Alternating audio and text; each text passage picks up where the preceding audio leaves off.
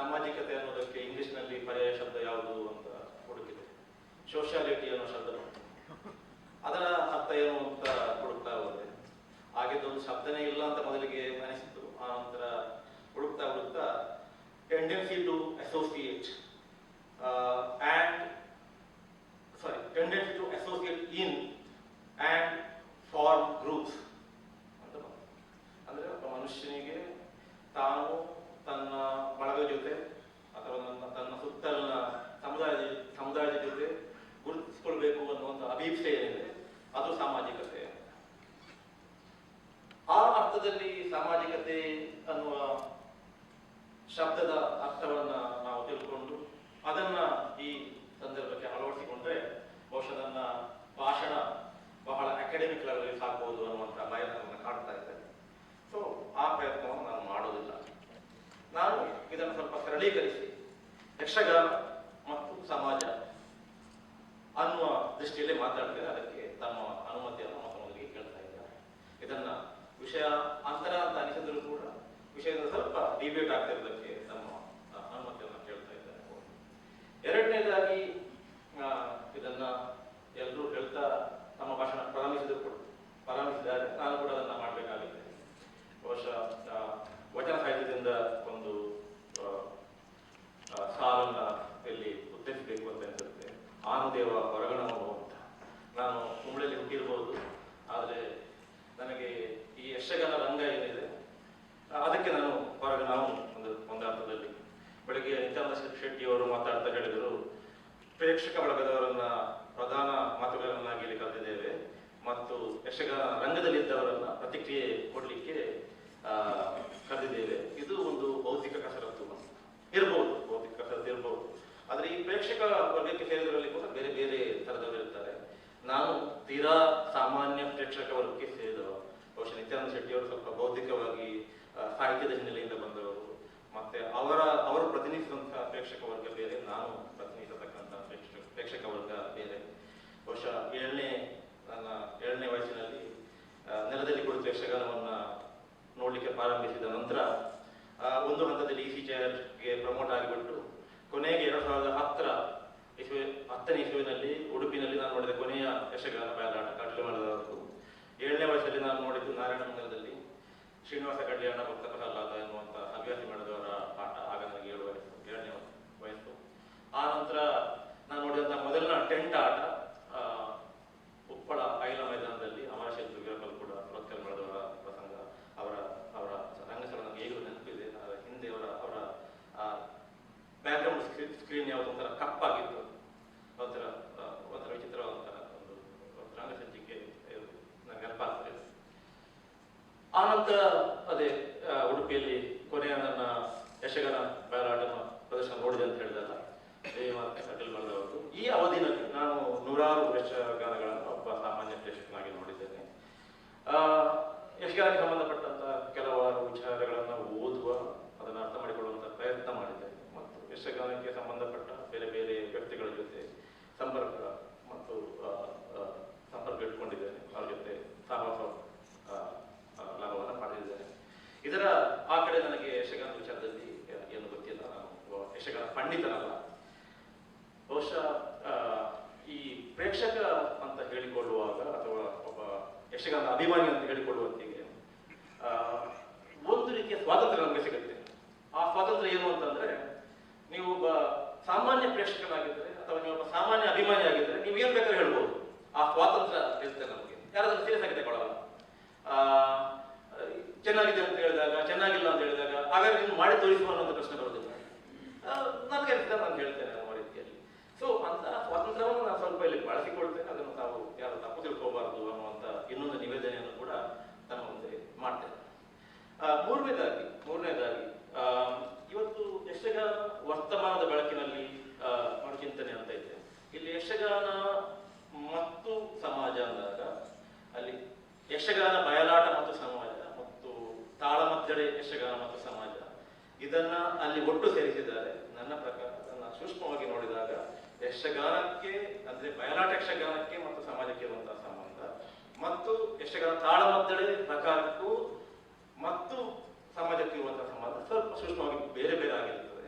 ಆದ ಕಾರಣ ನಾನು ಮಂಡಿಸುವಂತ ವಿಚಾರ ಅಥವಾ ನಾನು ಹೇಳುವಂತ ವಿಚಾರ ಅದು ಯಕ್ಷಗಾನ ಬಯಲಾಟ ಮತ್ತು ಸಮಾಜಕ್ಕೆ ಸಂಬಂಧಿಸಿ ಹೆಚ್ಚಿರುತ್ತದೆ ಮತ್ತು ಯಕ್ಷಗಾನ ಮತ್ತು ತಾಳಮದ್ದಳೆಗೆ ಸಂಬಂಧಿಸಿದಂತೆ ಅಷ್ಟಾಗಿ ಇರುವುದಿಲ್ಲ ಅನ್ನುವಂಥ ಇನ್ನೊಂದು ನಿವೇದನೆಯನ್ನು ಕೂಡ ನಿಮ್ಮ ಮುಂದೆ ಮಾಡ್ತೇನೆ. ಈಗ ವಿಷಯಕ್ಕೆ ಬಂದಾಗ ಯಕ್ಷಗಾನ ಮತ್ತು ಸಮಾಜ, ಯಕ್ಷಗಾನದ ಸಮಾಜ ಯಾವುದು ಅನ್ನುವಂಥ ಒಂದು ಪ್ರಶ್ನೆ ಇದೆ. ಅದಕ್ಕೆ ಮತ್ತೆ ಬರೋಣ.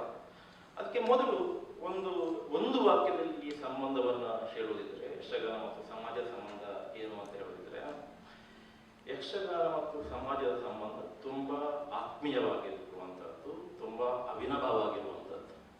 ಇದನ್ನ ಬಹುಶಃ ಎಲ್ಲಾ ಕಲೆಗಳ ವಿಚಾರದಲ್ಲೂ ಹೇಳಬಹುದಾದರೂ ಕೂಡ ಯಕ್ಷಗಾನ ವಿಚಾರದಲ್ಲಿ ಇದನ್ನು ವಿಶೇಷವಾಗಿ ಒತ್ತು ಕೊಟ್ಟು ಹೇಳಬೇಕಾಗುತ್ತೆ. ಯಾಕೆ ಅಂತಂದ್ರೆ ಇವತ್ತು ಬೆಳಿಗ್ಗೆ ಮಾತಾಡಿದ ಕಲೆ ಮತ್ತು ಕಲಾವಿದನ ಸಂಬಂಧದ ಕುರಿತು ಮಾತಾಡಿದರು. ಕಲಾವಿದ ಇಲ್ಲದೆ ಕಲೆ ಆಗುವುದಿಲ್ಲ.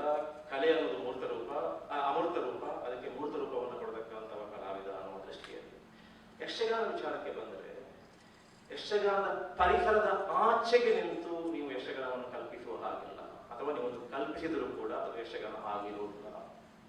ಅಂದಾಗ ಏನಾಯ್ತು, ನೀವು ಈ ಪರಿಸರದಲ್ಲಿ ಅಂದ್ರೆ ಯಕ್ಷಗಾನದ ಸಮಾಜ ಇದೆ ಅಲ್ಲ, ಆ ಯಕ್ಷಗಾನದ ಸಮಾಜದ ಒಳಗೆ ಇದ್ದು ಬಿಟ್ಟು ನೀವು ಈ ಯಕ್ಷಗಾನದ ಹೆಸರಲ್ಲಿ ಏನು ಮಾಡಿದರೂ ಕೂಡ ಅದು ಯಕ್ಷಗಾನ ಅಂತ ಸ್ವೀಕರಿಸಲ್ಪಡುತ್ತೆ.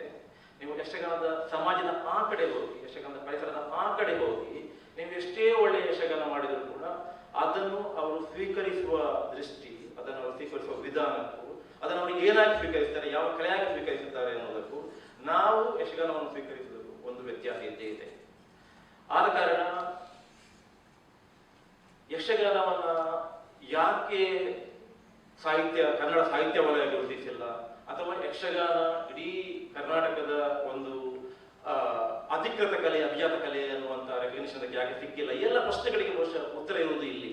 ಯಾಕಂದ್ರೆ ನಾವು ಅದನ್ನು ಅನುಭವಿಸಿದಷ್ಟು ದಟ್ಟವಾಗಿ, ನಾವು ಅದನ್ನು ಗ್ರಹಿಸಿದಷ್ಟು ಸೂಕ್ಷ್ಮವಾಗಿ, ಆ ಒಟ್ಟಣದ ಪ್ರಜ್ಞೆ, ಗ್ರಹಿಕೆ ಅದು ಈ ಸಮಾಜದ ಹೊರಗಿದ್ದವರಿಗೆ ಇರಲಿಕ್ಕೆ ಸಾಧ್ಯ ಇಲ್ಲ ಅನ್ನುವಂತ ಕಲ್ಪನೆ. ಇಲ್ಲಿ ಕಲೆ ಮತ್ತು ಕಲಾವಿದನ ಅದೇ ಸಂಬಂಧ, ಕಲೆಗೂ ಕಲಾವಿದನಿಗೂ ಒಂದು ಸಂಬಂಧ ಇದೆ. ಅದೇ ರೀತಿ ಕಲೆ, ಕಲಾವಿದ ಮತ್ತು ಪ್ರೇಕ್ಷಕನಿಗೆ ಒಂದು ಸಂಬಂಧ ಇದೆ. ಈ ಕಲೆ, ಕಲಾವಿದ ಮತ್ತು ಪ್ರೇಕ್ಷಕನಿಗಿರುವಂತಹ ಸಂಬಂಧ ಇದು ಎಲ್ಲಾ ಕಲೆಗಳ ವಿಚಾರಗಳಲ್ಲಿ ಸತ್ಯ ಆಗಿದ್ದರೂ ಕೂಡ ಪ್ರೇಕ್ಷಕ ಎಲ್ಲಿಂದ ಬಂದ ಅನ್ನುವಂತಹ ಒಂದು ಪ್ರಶ್ನೆ ಅದು ಯಕ್ಷಗಾನದ ಸಂದರ್ಭದಲ್ಲಿ ವಿಶೇಷವಾಗಿ ನಮ್ಮನ್ನ ಕಾಡಬೇಕಾದಂತಹ ಪ್ರಶ್ನೆ. ಎಲ್ಲಿಂದಲೂ ಬಂದ ಒಬ್ಬ ಪ್ರೇಕ್ಷಕ ಯಕ್ಷಗಾನವನ್ನು ಅನುಭವಿಸುವಂತಹ ದೃಷ್ಟಿ ಮತ್ತು ಈ ಸಮಾಜದ ಒಳಗಿಂದ ಬರತಕ್ಕಂತ ಒಬ್ಬ ಪ್ರೇಕ್ಷಕ ಯಕ್ಷಗಾನವನ್ನ ಅನುಭವಿಸುವುದಕ್ಕೂ ಬಹಳ ವ್ಯತ್ಯಾಸ ಇದೆ. ಏನು ಇಲ್ಲಿನ ಸಮಾಜ ಇದನ್ನ ಯಕ್ಷಗಾನ ಜೊತೆ ಬೆಳೀತೇವಲ್ಲ, ಬೆಳೀತಾ ಬೆಳೀತಾ ಬೆಳೀತಾ ಅದರ ಜೊತೆಗೆ ಒಂದು ಸಂಬಂಧವನ್ನ ನಾವು ಬೆಳೆಸಿಕೊಳ್ತೇವೆ. ಆ ಸಂಬಂಧವನ್ನ ಆಚೆಗೆ, ಆ ಸಂಬಂಧವನ್ನ ಮೀರಿ ನೀವು ಯಕ್ಷಗಾನವನ್ನ ಊಹಿಸುವ ಆಗಿಲ್ಲ, ಅಥವಾ ಯಕ್ಷಗಾನವನ್ನ ಗ್ರಹಿಸಲಿಕ್ಕೆ ಸಾಧ್ಯ ಆಗುವುದಿಲ್ಲ. ಅಥವಾ ಆ ಸಂಬಂಧದ ಆವರಣದ ಒಳಗೆ ಇಲ್ಲದವನಿಗೆ ಅದು ಏನಾಗಿ ಸ್ವೀಕೃತವಾಗುತ್ತೆ, ಅದನ್ನು ಯಾವ ರೀತಿ ಸ್ವೀಕರಿಸುತ್ತಾನೆ ಎನ್ನುವುದರ ಬಗ್ಗೆ ನನಗೆ ಕಲ್ಪನೆ ಇಲ್ಲ. ಆದರೆ ಒಂದು ವಿಷಯ ಸ್ಪಷ್ಟವಾಗಿದೆ, ಅದು ಏನು ಅಂತಂದ್ರೆ ನಾವು ಏನನ್ನು ಗ್ರಹಿಸ್ತೇವೆ ಅದನ್ನು ಅವರು ಗ್ರಹಿಸುವುದಿಲ್ಲ, ಗ್ರಹಿಸಲಿಕ್ಕೆ ಅವರಿಗೆ ಸಾಧ್ಯ ಆಗ್ತಾ ಇಲ್ಲ. ಆದ ಕಾರಣ ಅಲ್ಲಿ ಬೇರೆ ಬೇರೆ ರೀತಿಯ ಕೆಲವೊಮ್ಮೆ ಆಕ್ಷೇಪಣೆಲ್ಲ ಬರ್ತವೆ. ಕೆಲವು ಬಹಳ ಬೇರೆ ಬೇರೆ ರಂಗದಿಂದ ಬಂದಂತಹ ಕೆಲವು ಕಲಾವಿದರು ಅಥವಾ ಚಿಂತಕರು, ಕಲೆಗೆ ಸಂಬಂಧ ಚಿಂತಕರು ಹೇಳ್ತಾರೆ, ನಿಮ್ಮ ರಂಗಸ್ಥಳದಲ್ಲಿ ಮಧ್ಯೆ ಮಧ್ಯೆ ಗ್ಯಾಪ್ ಯಾಕೆ ಇರ್ತದೆ, ಮಧ್ಯೆ ಮಧ್ಯೆ ಅವರು ಯಾಕೆ ಮಾತಾಡ್ತಾರೆ, ಅದು ಸಂಗೀತ ಯಾಕೆ ಆಗಿರುತ್ತೆ, ಈ ಅಲ್ಲಿ ಒಂದು ಪ್ರೇಕ್ಷಕರಿಗೆ ಒಂದು ಶಿಸ್ತಿರುವುದಿಲ್ಲ, ಹೋಗ್ತಾರೆ ಬರ್ತಾರೆ. ಇದೆಲ್ಲ ನಮಗೆಲ್ಲ ಒಂದು ಸಮಸ್ಯೆ ಅಂತಲೇ ಅನಿಸೋದಿಲ್ಲ, ಅವರಿಗೆಲ್ಲ ಅನಿಸುತ್ತೆ. ಯಾಕಂದ್ರೆ ಅವರು ನಮಗೆಲ್ಲ ಪ್ರಪಂಚ, ನಮ್ಮ ಸಮಾಜದ ಭಾಗ.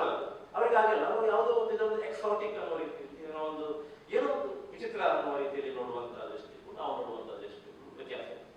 ಆದ ಕಾರಣ ಇಲ್ಲಿ ಕಲೆ, ಕಲಾವಿದ ಮತ್ತು ಕಲಾವಿದ ಎಲ್ಲಿಂದ ಬಂದ, ಅವ ಈ ಯಕ್ಷಗಾನದ ಆವರಣದ ಈ ಸಮಾಜದೊಳಗಿಂದ ಬಂದವ ಅಥವಾ ಹೊರಗಿಂದ ಬಂದವ ಅನ್ನುವಂಥ ಪ್ರಶ್ನೆ ತುಂಬಾ ಮುಖ್ಯ ಆಗುತ್ತೆ.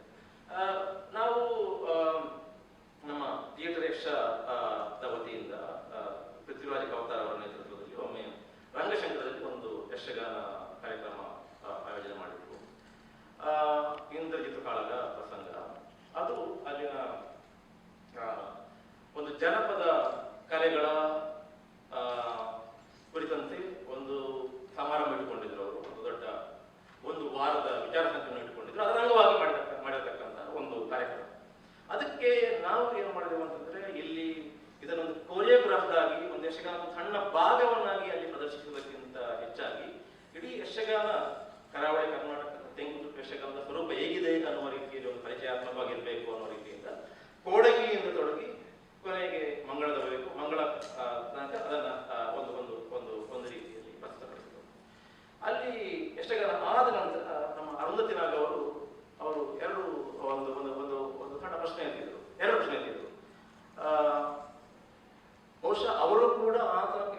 ಯಕ್ಷಗಾನ ಪ್ರದರ್ಶನವೊಂದರಲ್ಲಿ ನೋಡಲಾರದಂತಹ ಹಲವಾರು ಅಂಶಗಳಲ್ಲಿ ಇದ್ರೂ ಕೂಡ ಅವೆಲ್ಲವುಗಳನ್ನು ಕೂಡ ಅವರು ಬದಿಗಿರಿಸಿ ಅವರು ಎರಡು ಪ್ರಶ್ನೆ ಕೇಳಿದ್ರು. ಒಂದು, ನಿಮ್ಮ ಕೋಡಂಗಿ ಇದ್ದಾರಲ್ಲ, ಆ ಕೋಡಂಗಿ ಅವರು ಯಾಕೆ ಅವರಿಗೆ ಅಷ್ಟು ಪ್ರಾಕ್ಟೀಸ್ ಇಲ್ಲ, ಯಾಕೆ ಅವರು ಬಹಳ ಎಮೆಚೂರಿಶ್ ಆಗಿರ್ತಾರಲ್ಲ.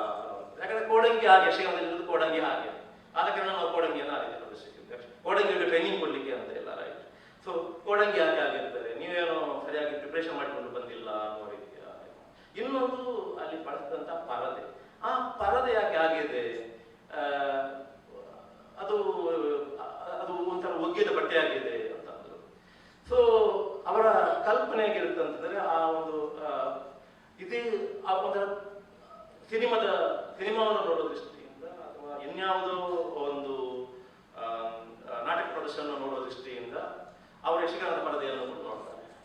ನಾವು ಯಕ್ಷಗಾನದ ಪರದೆಯನ್ನು ನೋಡುವಂಥದ್ದು, ನಾವು ಯಕ್ಷಗಾನದ ರಥವನ್ನು ನೋಡುವಂತಹ ದೃಷ್ಟಿ ಇದೆ ಅಲ್ಲ, ಅಥವಾ ನಾವು ಯಕ್ಷಗಾನದ ವೇಷಭೂಷಣವನ್ನು ನೋಡುವಂತಹ ದೃಷ್ಟಿ ಇದೆ ಅಲ್ಲ, ಅಥವಾ ನಾವು ಯಕ್ಷಗಾನದ ಬಣ್ಣವನ್ನು ನೋಡುವಂತಹ ದೃಷ್ಟಿ ಇದೆ ಅಲ್ಲ, ಅದನ್ನ ಗ್ರಹಿಸಲಿಕ್ಕೆ ಇಲ್ಲಿ ಹುಟ್ಟಿ ಬೆಳೆದವರಿಗೆ, ಈ ಪರಿಸರದಲ್ಲಿ ಹುಟ್ಟಿ ಬೆಳೆದವರಿಗೆ, ಈ ಸಮಾಜದ ಕಸುವನ್ನು ಹಿಡಿದು ಬೆಳೆದವರಿಗೆ ಮಾತ್ರ ಸಾಧ್ಯ ಅಂತ ಆಗ್ತದೆ. ಆದ ಕಾರಣ ಪ್ರೇಕ್ಷಕ ಎಲ್ಲಿಂದ ಬಂದಿರ್ತಾನೆ ಅನ್ನುವಂಥದ್ದು. ಶೇಕ್ಸ್ಪಿಯರ್ ನಾಟಕವನ್ನು ಇಂಗ್ಲೆಂಡಲ್ಲಿ ಮಾಡಿದ್ರು, ಇಲ್ಲಿ ಮಾಡಿದ್ರು ಕೂಡ ಬಹುಶಃ ಅಲ್ಲಿದ್ದವರಿಗೆ ಸ್ವಲ್ಪ ಭಿನ್ನವಾಗಿರ್ಬೋದು. ಬಟ್ ನಾವೆಲ್ಲರೂ ಕೂಡ ಅದನ್ನು ಗ್ರಹಿಸುವ ರೀತಿ ಒಂದೇ ಆಗಿರುತ್ತೆ. ಯಕ್ಷಗಾನ ಯಾವತ್ತು ಬಹುಶಃ ಹಾಗಾಗಲಿಕ್ಕೆ ಸಾಧ್ಯ ಇಲ್ಲ. ಆದ ಕಾರಣ ನಾವು ಯಕ್ಷಗಾನವನ್ನು ಒಂದು ಜಾಗತಿಕ ಮಟ್ಟದಲ್ಲಿ ಬೆಳೆಸಬೇಕು ಅಥವಾ ರಾಷ್ಟ್ರೀಯ ಮಟ್ಟದಲ್ಲಿ ಬೆಳೆಸಬೇಕು, ಕೊನೆಗೆ ರಾಜ್ಯ ಮಟ್ಟದಲ್ಲಿ ಬೆಳೆಸಬೇಕು ಅನ್ನುವುದು ಕೂಡ ಒಂದು ರೀತಿಯಲ್ಲಿ ದೊಡ್ಡ ಆಂಬಿಷಿಯಸ್ ಆದಂತಹ ಒಂದು ಪ್ರಾಜೆಕ್ಟ್ ಆಗಿ ನನಗೆ ಕಾಣುತ್ತೆ. ಬಹುಶಃ ನಾವು ಯಕ್ಷಗಾನವನ್ನ ಯಕ್ಷಗಾನದ ಜೊತೆ ಇಲ್ಲಿನ ಸಂಬಂಧ ಇದೆಯಲ್ಲ, ಅದನ್ನ ದಟ್ಟಗೊಳಿಸಬೇಕು ಮತ್ತು ಯಕ್ಷಗಾನ ನೋಡ್ಲಿಕ್ಕೆ ಜನ ಇಲ್ಲಿಗೆ ಬರಬೇಕು, ಇಲ್ಲಿಂದ ಯಕ್ಷಗಾನ ಬೇರೆ ಕಡೆ ಹೋಗುವಂತ ಪರಿಕಲ್ಪನೆ ನನಗೆ ಯಾಕೋ ಈ ದೃಷ್ಟಿಯಿಂದ ನೋಡುವಂತಿಗೆ ಅಷ್ಟು ಸರಿಯಾದಂತ ಮಾರ್ಗದಲ್ಲಿ ಇದೆ ಅಂತ ನನಗೆ ಅನಿಸ್ತಾ ಇಲ್ಲ. ಒಂದು ಇದು ನಾನು ಹೇಳ್ತಕ್ಕಂತ ಮೊದಲ ವಿಚಾರ.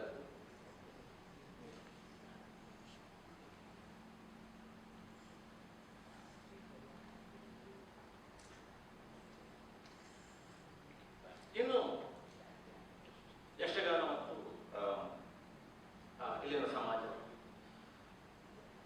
ಯಕ್ಷಗಾನ ಅನ್ನುವಂತ ಒಂದು ಕಲೆ ಇದೆ, ಅದರ ಒಂದು ರಂಗಭೂಮಿ ಇದೆ. ಅದು ದಕ್ಷಿಣ ಭಾರತದಲ್ಲಿ ಮತ್ತು ಮಧ್ಯ ಭಾರತದಲ್ಲಿ ಸ್ವಲ್ಪ ಮಟ್ಟಿಗೆ, ದಕ್ಷಿಣ ಭಾರತದ ಎಲ್ಲ ರಾಜ್ಯಗಳಲ್ಲಿ ಕೂಡ ಇದೆ. ತಮಿಳುನಾಡಿನಲ್ಲಿ ತೆರುಕೂತಿದೆ, ಕೇರಳದಲ್ಲಿ ಕೃಷ್ಣನಾಟಂ ಅಥವಾ ಓಡಂತುಳ್ಳು, ಆಂಧ್ರ ಪ್ರದೇಶದಲ್ಲಿ ಯಕ್ಷಗಾನವು, ಮಹಾರಾಷ್ಟ್ರದಲ್ಲಿ ಬೇರೆ ಯಾವುದೋ ಪ್ರಕಾರದಲ್ಲಿ ದಶಾವತಾರ, ಎಲ್ಲ ಕಡೆ ಕರ್ನಾಟಕದಲ್ಲಿ ಹೇಗಿದೆಯೋ ಹಾಗೆ ಉಳಿದ ರಾಜ್ಯಗಳಲ್ಲಿ ಇದೆ. ಅದೇ ರೀತಿಯಲ್ಲಿ ಕರ್ನಾಟಕದಲ್ಲಿ ಈ ಯಕ್ಷಗಾನೀಯ ಜಿಲ್ಲೆಗಳು, ಯಕ್ಷಗಾನದ ಸಮಾಜ ಇದೆ ಅದರ ಆ ಕಡೆ ಕೂಡ ಯಕ್ಷಗಾನದ ಬೇರೆ ಬೇರೆ ರೀತಿಯ ವೇರಿಯಂಟ್ಸ್ ಪ್ರಕಾರಗಳನ್ನು ನಾವು ಕಾಣುತ್ತೇವೆ. ಸರಿತಾ? ಅಂದ್ರೆ ಒಂದು ಈ ಎಲ್ಲ ಪ್ರದೇಶಗಳಲ್ಲಿ ಕೂಡ, ಈ ಎಲ್ಲ ರಾಜ್ಯಗಳಲ್ಲಿ ಕೂಡ ಯಕ್ಷಗಾನ ಒಂದು ರೀತಿಯ ಒಂದು ಕಲೆ ಒಂದೋ ಅಲ್ಲೇ ಹುಟ್ಟಿ ಬೆಳೆದಿದೆ, ಅಥವಾ ಎಲ್ಲೋ ಹುಟ್ಟಿ ಈ ಎಲ್ಲ ಪ್ರದೇಶವನ್ನ ಪಸರಿಸಿದೆ ಅಥವಾ ವ್ಯಾಪಿಸಿದೆ. ಆದರೆ ಈ ಪ್ರತಿ ರಾಜ್ಯದಲ್ಲಿ ಅಥವಾ ಪ್ರತಿ ರಾಜ್ಯದ ಪ್ರತಿ ಪ್ರದೇಶದಲ್ಲಿ ಆ ಯಕ್ಷಗಾನ ಅಂತ ಗುರುತಿಸಲ್ಪಡುವಂತಹ ಕಲೆ ಬೆಳೆದಂತಹ ರೀತಿ, ಮತ್ತೆ ಅದು ಇವತ್ತಿರತಕ್ಕಂತಹ ಸ್ವರೂಪ, ಮತ್ತು ಅದು ಅಲ್ಲಿನ ಸಮಾಜದ ಜೊತೆ ಹೊಂದಿರತಕ್ಕಂಥ ಸಂಬಂಧ, ಇದು ಬೇರೆ ಬೇರೆ ಆಗಿದೆ, ಬೇರೆ ಬೇರೆ ರೀತಿ. ಇವತ್ತು ಕರಾವಳಿ ಕರ್ನಾಟಕದ ಯಕ್ಷಗಾನ ಅಥವಾ ಕರ್ನಾಟಕದ ಈ 3-4 ಜಿಲ್ಲೆಯಲ್ಲಿರತಕ್ಕಂಥ ಯಕ್ಷಗಾನ ಈ ಸ್ವರೂಪದಲ್ಲಿ ಬೆಳೆದು ಯಾಕೆ ನಿಂತು, ಈ ಸ್ವರೂಪದಲ್ಲಿ ಯಾಕೆ ಬೆಳೆಯಿತು, ಇದೇ ಸ್ವರೂಪದಲ್ಲಿ ಯಾಕೆ ಬೆಳೆಯಿತು, ತೆರುಕೂತು ಬೆಳೆದಕ್ಕಿಂತ ಭಿನ್ನವಾಗಿ, ಅಥವಾ ಕೃಷ್ಣನಾಟಂ ಅಥವಾ ಓಡಂತುಳಲ್ ಬೆಳೆದಕ್ಕಿಂತ ಭಿನ್ನವಾಗಿ, ಅಥವಾ ಆಂಧ್ರ ಪ್ರದೇಶದ ಯಕ್ಷಗಾನವು ಬೆಳೆದದಕ್ಕಿಂತ ಭಿನ್ನವಾಗಿ ಕರ್ನಾಟಕದಲ್ಲಿ ಯಾಕೆ ಬೆಳೆಯಿತು ಅಂತ ಕೇಳಿದ್ರೆ, ಅದಕ್ಕೆ ಕಾರಣ ಇಲ್ಲಿನ ಒಟ್ಟು ಸಮಾಜದ ಸ್ಥಿತಿಗತಿ. ಯಕ್ಷಗಾನ ಮತ್ತು ಸಮಾಜದ ಸಂಬಂಧ ಅನ್ನೋ ಹೊತ್ತಿಗೆ ಈ ಪರಿಸರದ ಸಮಾಜ ಇದೆಯಲ್ಲ, ಈ ಸಮಾಜ ಹೊಂದಿರತಕ್ಕಂಥ ಯಾವುದೋ ಒಂದು ಲಕ್ಷಣ, ಯಾವುದೋ ಒಂದು ಗುಣ, ಯಾವುದೋ ಒಂದು ಅಂಶ ಈ ಕಲೆಯನ್ನ ಈ ಪ್ರದೇಶದಲ್ಲಿ ಈ ರೀತಿ ಬೆಳೆಸಿದೆ. ಯಾವ ರೀತಿ ಬೆಳೆಸಿದೆ, ಯಾವ ರೀತಿ ಅದು ಭಿನ್ನವಾಗಿದೆ ಅಂತಂದಾಗ, ಭಿನ್ನತೆನೂ ಇದೆ, ಸಾಮ್ಯತೆನೂ ಇದೆ. ಭಿನ್ನತೆ ಏನು ಅಂತಂದ್ರೆ, ನನಗೆ ಅನ್ಸೋ ಮಟ್ಟಿಗೆ ನೀವು ಆಂಧ್ರ ಪ್ರದೇಶದಲ್ಲಾಗಲಿ, ತಮಿಳುನಾಡಿನಾಗಲಿ, ಕೇರಳದಲ್ಲಾಗಲಿ ಯಾವುದಾದ್ರೂ ಒಂದು ಅಲ್ಲಿನ ಸ್ಥಳೀಯ ಪತ್ರಿಕೆಯನ್ನ ತೆಗೆದು ಅದರ ಯಾವುದಾದ ಪುಟಕ್ಕೆ ಹೋದ್ರೆ ಅಲ್ಲಿ 2 ಉದ್ದದ ಕಾಲಮ್ ಅಲ್ಲಿ ಲಿಸ್ಟ್ ಆಗಲಿ ಅಥವಾ ಕೃಷ್ಣನಾಟಂನ ಲಿಸ್ಟ್ ಆಗಲಿ ಕಾಣಿಸುವುದಿಲ್ಲ. ಕರ್ನಾಟಕದಲ್ಲಿ ಅದು ಅಷ್ಟರ ಮಟ್ಟಿಗೆ ಯಕ್ಷಗಾನ ಬೆಳೆದಿದೆ. ಅದನ್ನ ನೀವು ಜನಪ್ರಿಯತೆ ಅಂತೀರಾ ಅಥವಾ ಬೇರೆ ಅಂತೀರಾ, ಅದಕ್ಕೆ ಮತ್ತೆ ಬರೋಣ. ಆ ಮಟ್ಟಿಗೆ ಬೆಳೆದಿದೆ ಮಾತ್ರ ಅಲ್ಲ, ನಾನು ಹೇಳಿದಲ್ಲ ಆ ಸಂಬಂಧ ಸಮಾಜ ಮತ್ತು ಯಕ್ಷಗಾನ ನಡೆಸತಕ್ಕಂಥ ಸಂಬಂಧ ಕೂಡ ಅಲ್ಲಿದ್ದಕ್ಕಿಂತ ಭಿನ್ನವಾಗಿ ಇಲ್ಲಿದೆ. ಎಲ್ಲಿಯವರೆಗೆ ಅಂತಂದ್ರೆ ಯಕ್ಷಗಾನ ಕಲಾವಿದನೊಬ್ಬ ಇಲ್ಲಿ ಎಲೆಕ್ಷನ್ ನಿಂತು ಗೆಲ್ಲುವಷ್ಟರ ಮಟ್ಟಿಗೆ, ಅದಕ್ಕೆ ಬೇರೆ ಕಾರಣಗಳು ಇರ್ಬೋದು, ಆದ್ರೆ ಆ ಮಟ್ಟಿಗೆ ಯಕ್ಷಗಾನವನ್ನ ಜನ ಸ್ವೀಕರಿಸಿದ್ರು. ಮತ್ತೆ ಪ್ರತಿ ಒಂದು ಇತ್ತೀಚೆಗೆ ಬರಬರ್ತಾ ಒಂಥರ ಯಕ್ಷಗಾನ ನಮ್ಮ ಪ್ರೈವೇಟ್ ಲೈಫಿಗೆ ಅಥವಾ ನಮ್ಮ ಖಾಸಗಿ ಬದುಕಿಗೆ ಒಂದು ರೀತಿಯಲ್ಲಿ ಪ್ರವೇಶ ಮಾಡ್ತಿದೆ. ಮದುವೆ ಸಮಾರಂಭಕ್ಕೆ ಒಂದು ಯಕ್ಷಗಾನ ಇರಬೇಕು, ಮನೆ ಒಕ್ಕಲಾದ್ರೆ ಒಂದು ಯಕ್ಷಗಾನ ಇರಬೇಕು, ಮತ್ತೆ ಯಾವುದೋ ಸಮಾರಂಭ ಆದ್ರೆ ಯಕ್ಷಗಾನ ಇರಬೇಕು. ಈ ರೀತಿಯಲ್ಲಿ ಅದು ನಮ್ಮ ಆಂತರಿಕ ಒಂಥರ ಪ್ರೈವೇಟ್ ಸ್ಪೇಸ್ ಅನ್ನು ಅಥವಾ ನಮ್ಮ ಖಾಸಗಿಯಾದಂತ ಕೆಲವು ಆವರಣಗಳನ್ನು ನಮ್ಮ ಜೊತೆ ಇರುವಂತಹ ಒಂದು ಸನ್ನಿವೇಶ ಇದೆಯಲ್ಲ, ಇದು ಅಲ್ಲಿ ಇದೆಯಾ? ಯಕ್ಷಗಾನದ ಅವನ್ನ ನಾವು ಹರಿಕೆ ನಾಟಕವನ್ನಾಗಿ ಮಾಡುವಂತಹ ಒಂದು ಸಿಸ್ಟಮ್ ಇದೆಯಾ ಅನ್ನುವಂತ ಒಂದು ಪ್ರಶ್ನೆ ಬಂದಿತ್ತು. ಇದನ್ನ ನಾವು ಯಾವುದೋ ಒಂದು ಸಮಾರಂಭ ಅಥವಾ ಯಾವುದೋ ಒಂದು ಚರ್ಚೆಯಲ್ಲಿ ಇದನ್ನೆತ್ತಿದಾಗ ಕೇರಳದಿಂದ ಬಂದವರು ಒಬ್ಬರು ಹೇಳಿದರು, ಇಲ್ಲ ಕೃಷ್ಣನಾಟವನ್ನು ಕೂಡ ನಾವು ಹರಿಕೆ ರೂಪದಲ್ಲಿ ಪ್ರಸ್ತುತಪಡಿಸುವಂತಹ ಒಂದು ಸಂಪ್ರದಾಯ ಕೇರಳದಲ್ಲಿದೆ. ಅಲ್ಲಿ ಹೇಗಿದೆ ಅಂತಂದ್ರೆ, ಈಗ ಇಲ್ಲಿ ಕಟೀಲು ಮೇಳದವ್ರದ್ದು ಅಥವಾ ಧರ್ಮಸ್ಥಳ ಮೇಳದವ್ರದ್ದು ಒಂದು ಆಟವನ್ನ ಹರಕೆಯ ರೂಪದಲ್ಲಿ ಆಡಿಸುವ ಹೊತ್ತಿಗೆ ಯಾವುದೇ ಉದ್ದೇಶ ಇರ್ಬೋದು, ಆ ಉದ್ದೇಶಕ್ಕೂ ಪ್ರಸಂಗಕ್ಕೂ ಅಷ್ಟು ಸಂಬಂಧ ಇರುವುದಿಲ್ಲ. ಯಾವುದೋ ಒಂದು ಯಕ್ಷಗಾನ ಬಡವರಾದ್ರೆ ಬೆಳಕಿನ ಸೇವೆ ಅಂತೇಳಿ ಮಂದರ್ತಿ ಮೇಳದವ್ರನ್ನ ಮಾಡಿಸ್ತಾರೆ. ಆದ್ರೆ ಅಲ್ಲಿ ಹೇಗಿದೆ ಅಂತಂದ್ರೆ, ಈ ಕೃಷ್ಣನಾಟವನ್ನು ಬಹುಶಃ ಗುರುವಾರ ಟೆಂಪಲ್ ಮಾಡಿಸ್ತಾರೆ ಕಾಣುತ್ತೆ. ಅದನ್ನು ಮಾಡುವತ್ತಿಗೆ ಶಸ್ತ್ರ ಸಂಹಾರ ಉದ್ದೇಶ ಇದ್ದಿದ್ರೆ ಅದನ್ನ ಪೂತನಿ ವಧೆ ಮಾಡಿಸ್ತಾರಂತೆ. ಮಕ್ಕಳಾಗಬೇಕು ಅನ್ನೋ ಒಂದು ಉದ್ದೇಶ ಇದ್ರೆ ಆಗ ಶ್ರೀಕೃಷ್ಣ ಜನ್ಮ ಪ್ರಸಂಗ ಆಡಿಸ್ತಾರಂತೆ. ಅಥವಾ ಮತ್ತೆ ಅವರು ಯಾರಿಗೂ ಮದುವೆ ಆಗಿಲ್ಲ ಅನ್ನೋದು ಮದುವೆ ಆಗ್ಬೇಕು ಅನ್ನೋ ಉದ್ದೇಶದಿಂದ ಹರಕೆ ಕೃಷ್ಣನಾಟ ಮಾಡಿಸುತ್ತಿದ್ದರೆ ರುಕ್ಮಿಣಿ ಸ್ವಯಂವರ ಆಡಿಸ್ತಾರಂತೆ. ಸೊ ಅಲ್ಲಿ ನೋಡಿ, ಅಲ್ಲಿ ಅವರು ಹೊಂದಿರತಕ್ಕಂಥ ಸಂಬಂಧ ಮತ್ತು ನಾವು ಇಲ್ಲಿ ಹೊಂದಿರತಕ್ಕಂಥ ಸಂಬಂಧ ಅದು ಬೇರೆ ಬೇರೆ. ಸೊ ಹೀಗೆ ಇಷ್ಟೊಂದು ಜನಪ್ರಿಯತೆಯನ್ನ ಈ ಕಲೆಯಲ್ಲಿ ಹೊಂದಿರುವಂತಹದ್ದು, ಒಂಥರ ಅವಿನಾಭಾವ ಸಂಬಂಧ ಹೊಂದಿರುವಂಥದ್ದು ಮತ್ತು ಈ ಮಟ್ಟಕ್ಕೆ ಬೆಳೆದು ನಿಂತಿರುವಂತಹದ್ದು, ಈ ಒಟ್ಟು ಯಕ್ಷಗಾನದ ಇಂದಿನ ಸ್ವರೂಪ, ಇವತ್ತು ಬೆಳಿಗ್ಗೆ ಮಾತಾಡೋದವರು ಹೇಳಿದಂತ ಎಲ್ಲ ವಿಚಾರಗಳನ್ನು ಒಟ್ಟು ಸೇರಿಸಿ ಇವತ್ತು ಯಾವ ಸ್ವರೂಪದಲ್ಲಿ ಈ ಕಲೆ ಇದೆ, ಆ ರೀತಿಯಲ್ಲಿ ಕಲೆಯನ್ನು ಬೆಳೆಸಿದ್ದು ಇಲ್ಲಿನ ಸಮಾಜ. ಯಾವ ಅಂಶ, ಸಮಾಜದ ಯಾವ ಅಂಶ ಈ ಕಲೆಯ ಈ ಹೊತ್ತಿನ ಈ ಸ್ವರೂಪಕ್ಕೆ ಕಾರಣವಾಗಿದೆ ಅನ್ನುವಂಥದ್ದನ್ನ ಗುರುತಿಸುವಂತಹ ಕೆಲಸ ನಮ್ಮಲ್ಲಿ ಆಗಿಲ್ಲ. ಅದು ಇಲ್ಲಿನ ಸಾಮಾನ್ಯವಾಗಿ ಯಕ್ಷಗಾನ ಮತ್ತು ಸಮಾಜ ಅಂತ ಕೂಡಲೇ ಇಲ್ಲಿನ ಜಾತಿ ವ್ಯವಸ್ಥೆ ಮತ್ತು ಸಮಾಜ ಯಕ್ಷಗಾನ ಅನ್ನುವ ರೀತಿಯಲ್ಲಿ ಚರ್ಚೆ ಸಾಗುತ್ತೆ. ಜಾತಿ ವ್ಯವಸ್ಥೆ ಇರತಕ್ಕಂತಹ ಶ್ರೇಣೀಕೃತ ಒಂಥರ ವಿಧಾನಗಳು, ಸಂಬಂಧಗಳು, ಅದು ಯಕ್ಷಗಾನ ರಂಗದಲ್ಲಿ ಎಷ್ಟು ಮಟ್ಟಿಗೆ ಪ್ರವೇಶಿಸಿದೆ, ಅದು ಯಕ್ಷಗಾನವನ್ನು ಯಾವ ಮಟ್ಟಿಗೆ ಬಾಧಿಸಿದೆ ಇತ್ಯಾದಿ ಇತ್ಯಾದಿಗಳು, ಈ ಪ್ರಶ್ನೆಗಳನ್ನು ನಾವು ಕೇಳ್ತೇವೆ. ಇದಕ್ಕಿಂತ ಇದು ಎಲ್ಲರಿಗೂ ಗೊತ್ತಿರತಕ್ಕಂಥ ವಿಚಾರಗಳು, ಇದರಲ್ಲಿ ಹೊಸದಾಗಿ ಹೇಳುವಂಥದ್ದು ಏನಿಲ್ಲ. ಬೇರೆ ಬೇರೆ ಹೈಪೋಥಿಸಿಸ್ಗಳು ಅಥವಾ ಊಹೆಗಳು ಇದರ ಬಗ್ಗೆ ಇದ್ದಾವೆ. ಅದು ಮತ್ತು ಕಾಲಕ್ಕೂ ಒಂದು ರೀತಿಯಲ್ಲಿ ಡೈನಾಮಿಕ್ ಆಗಿ ಬದಲಾಗ್ತಾ ಹೋಗಿದ್ದಾವೆ. ಅದೆಲ್ಲ ಪ್ರಶ್ನೆ ಇರುವಂಥದ್ದು. ಈ ಸ್ವರೂಪದಲ್ಲಿ ಯಕ್ಷಗಾನವನ್ನ ಈ ಪ್ರದೇಶದಲ್ಲಿ ಬೆಳೆಸಿದಂತಹ ಈ ಸಮಾಜದ ಶಕ್ತಿಗಳು ಯಾವುವು? ಆ ಪ್ರಶ್ನೆಯನ್ನು ನಾವು ನೇರವಾಗಿ ಕೇಳಿದ್ರೆ ಬಹುಶಃ ನಮ್ಮ ಹತ್ರ ಸ್ಪಷ್ಟವಾದಂತಹ ಉತ್ತರ ಇಲ್ಲ. ಯಾಕೆ ಉತ್ತರ ಇಲ್ಲ ಅಂತಂದ್ರೆ, ನಮ್ಮಲ್ಲಿ ಯಕ್ಷಗಾನವನ್ನ ಒಂದು ರೀತಿಯಲ್ಲಿ ಒಂದು ಅಧ್ಯಯನದ ವಸ್ತುವಾಗಿ ಅಥವಾ ಒಂದು ರಿಸರ್ಚಿನ ವಸ್ತುವಾಗಿ, ಒಂದು ಸಂಶೋಧನೆಯ ವಸ್ತುವಾಗಿ ನಾವು ಕಂಡದ್ದು ಬಹಳ ವಿರಳ ಅಂತ ಹೇಳ್ಬೋದು. ಬೇರೆ ಬೇರೆ ಈಗ ಮಂಗಳೂರು ವಿಶ್ವವಿದ್ಯಾನಿಲಯದ ಅಥವಾ ಬೇರೆ ಬೇರೆ ವಿಶ್ವವಿದ್ಯಾನಿಲಯಗಳ ಲೈಬ್ರರಿಗೆ ಹೋದರೆ ಅಲ್ಲಿ ಯಕ್ಷಗಾನಕ್ಕೆ ಸಂಬಂಧಪಟ್ಟ ಒಂದಷ್ಟು ಥೀಸಿಸ್ಗಳು ಸಿಗ್ತವೆ. ಅವುಗಳ ಕೊಡುಗೆಯನ್ನು ನಾನು ಕಡೆಗಣಿಸುವುದಿಲ್ಲ ಅಥವಾ ಅದನ್ನು ಕಡಿಮೆ ಅಂತ ಹೇಳುವುದಿಲ್ಲ. ಆದರೆ ಯಕ್ಷಗಾನ ರಂಗದಲ್ಲಿ ಅಕಾಡೆಮಿಕ್ ಆಗಿ ಆಗ್ಬೇಕಂತ ಎಷ್ಟು ಕೆಲಸ ಆಗ್ಬೇಕಿತ್ತು ಅದು ನಮ್ಮ ವಿಶ್ವವಿದ್ಯಾನಿಲಯಗಳಲ್ಲಿ ಆಗಿಲ್ಲ ಅನ್ನುವಂಥದ್ದು ನನ್ನ ಸ್ಪಷ್ಟವಾದಂತಹ ಅಭಿಪ್ರಾಯ. ಬಹುಶಃ ಅಂತ ಒಂದು ಪರಂಪರೆ, ಅಂತ ಒಂದು ಜಿಜ್ಞಾಸೆಯ ಪರಂಪರೆ ಅಥವಾ ಒಂದು ಸಂಶೋಧನೆಯ ಪರಂಪರೆ ನಮ್ಮಲ್ಲಿ ಹುಟ್ಟಿಕೊಂಡಾಗ ಬಹುಶಃ ಇಂಥ ಪ್ರಶ್ನೆಗೆ ಉತ್ತರ ಸಿಗ್ಬೋದು ಏನೋ. ಇನ್ನೊಂದು ವಿಚಾರ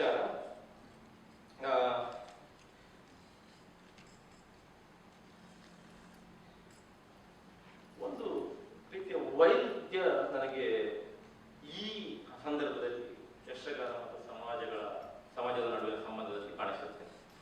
ಅದು ಏನು ಅಂತಂದ್ರೆ, ಯಾವತ್ತೂ ಕೂಡ ಯಕ್ಷಗಾನದಂತಹ ಒಂದು ಕಲೆ ಅದು ಒಂದು ಪ್ರದೇಶದ ಮತ್ತು ಇಲ್ಲಿನ ಸಮಾಜದ, ಇಲ್ಲಿನ ಸಂಸ್ಕೃತಿಯ ಅನನ್ಯತೆಯ ಪ್ರತೀಕ ಅನ್ನುವ ರೀತಿಯಲ್ಲಿ ನಾವು ಸಾಮಾನ್ಯವಾಗಿ ಕಾಣುತ್ತೇವೆ.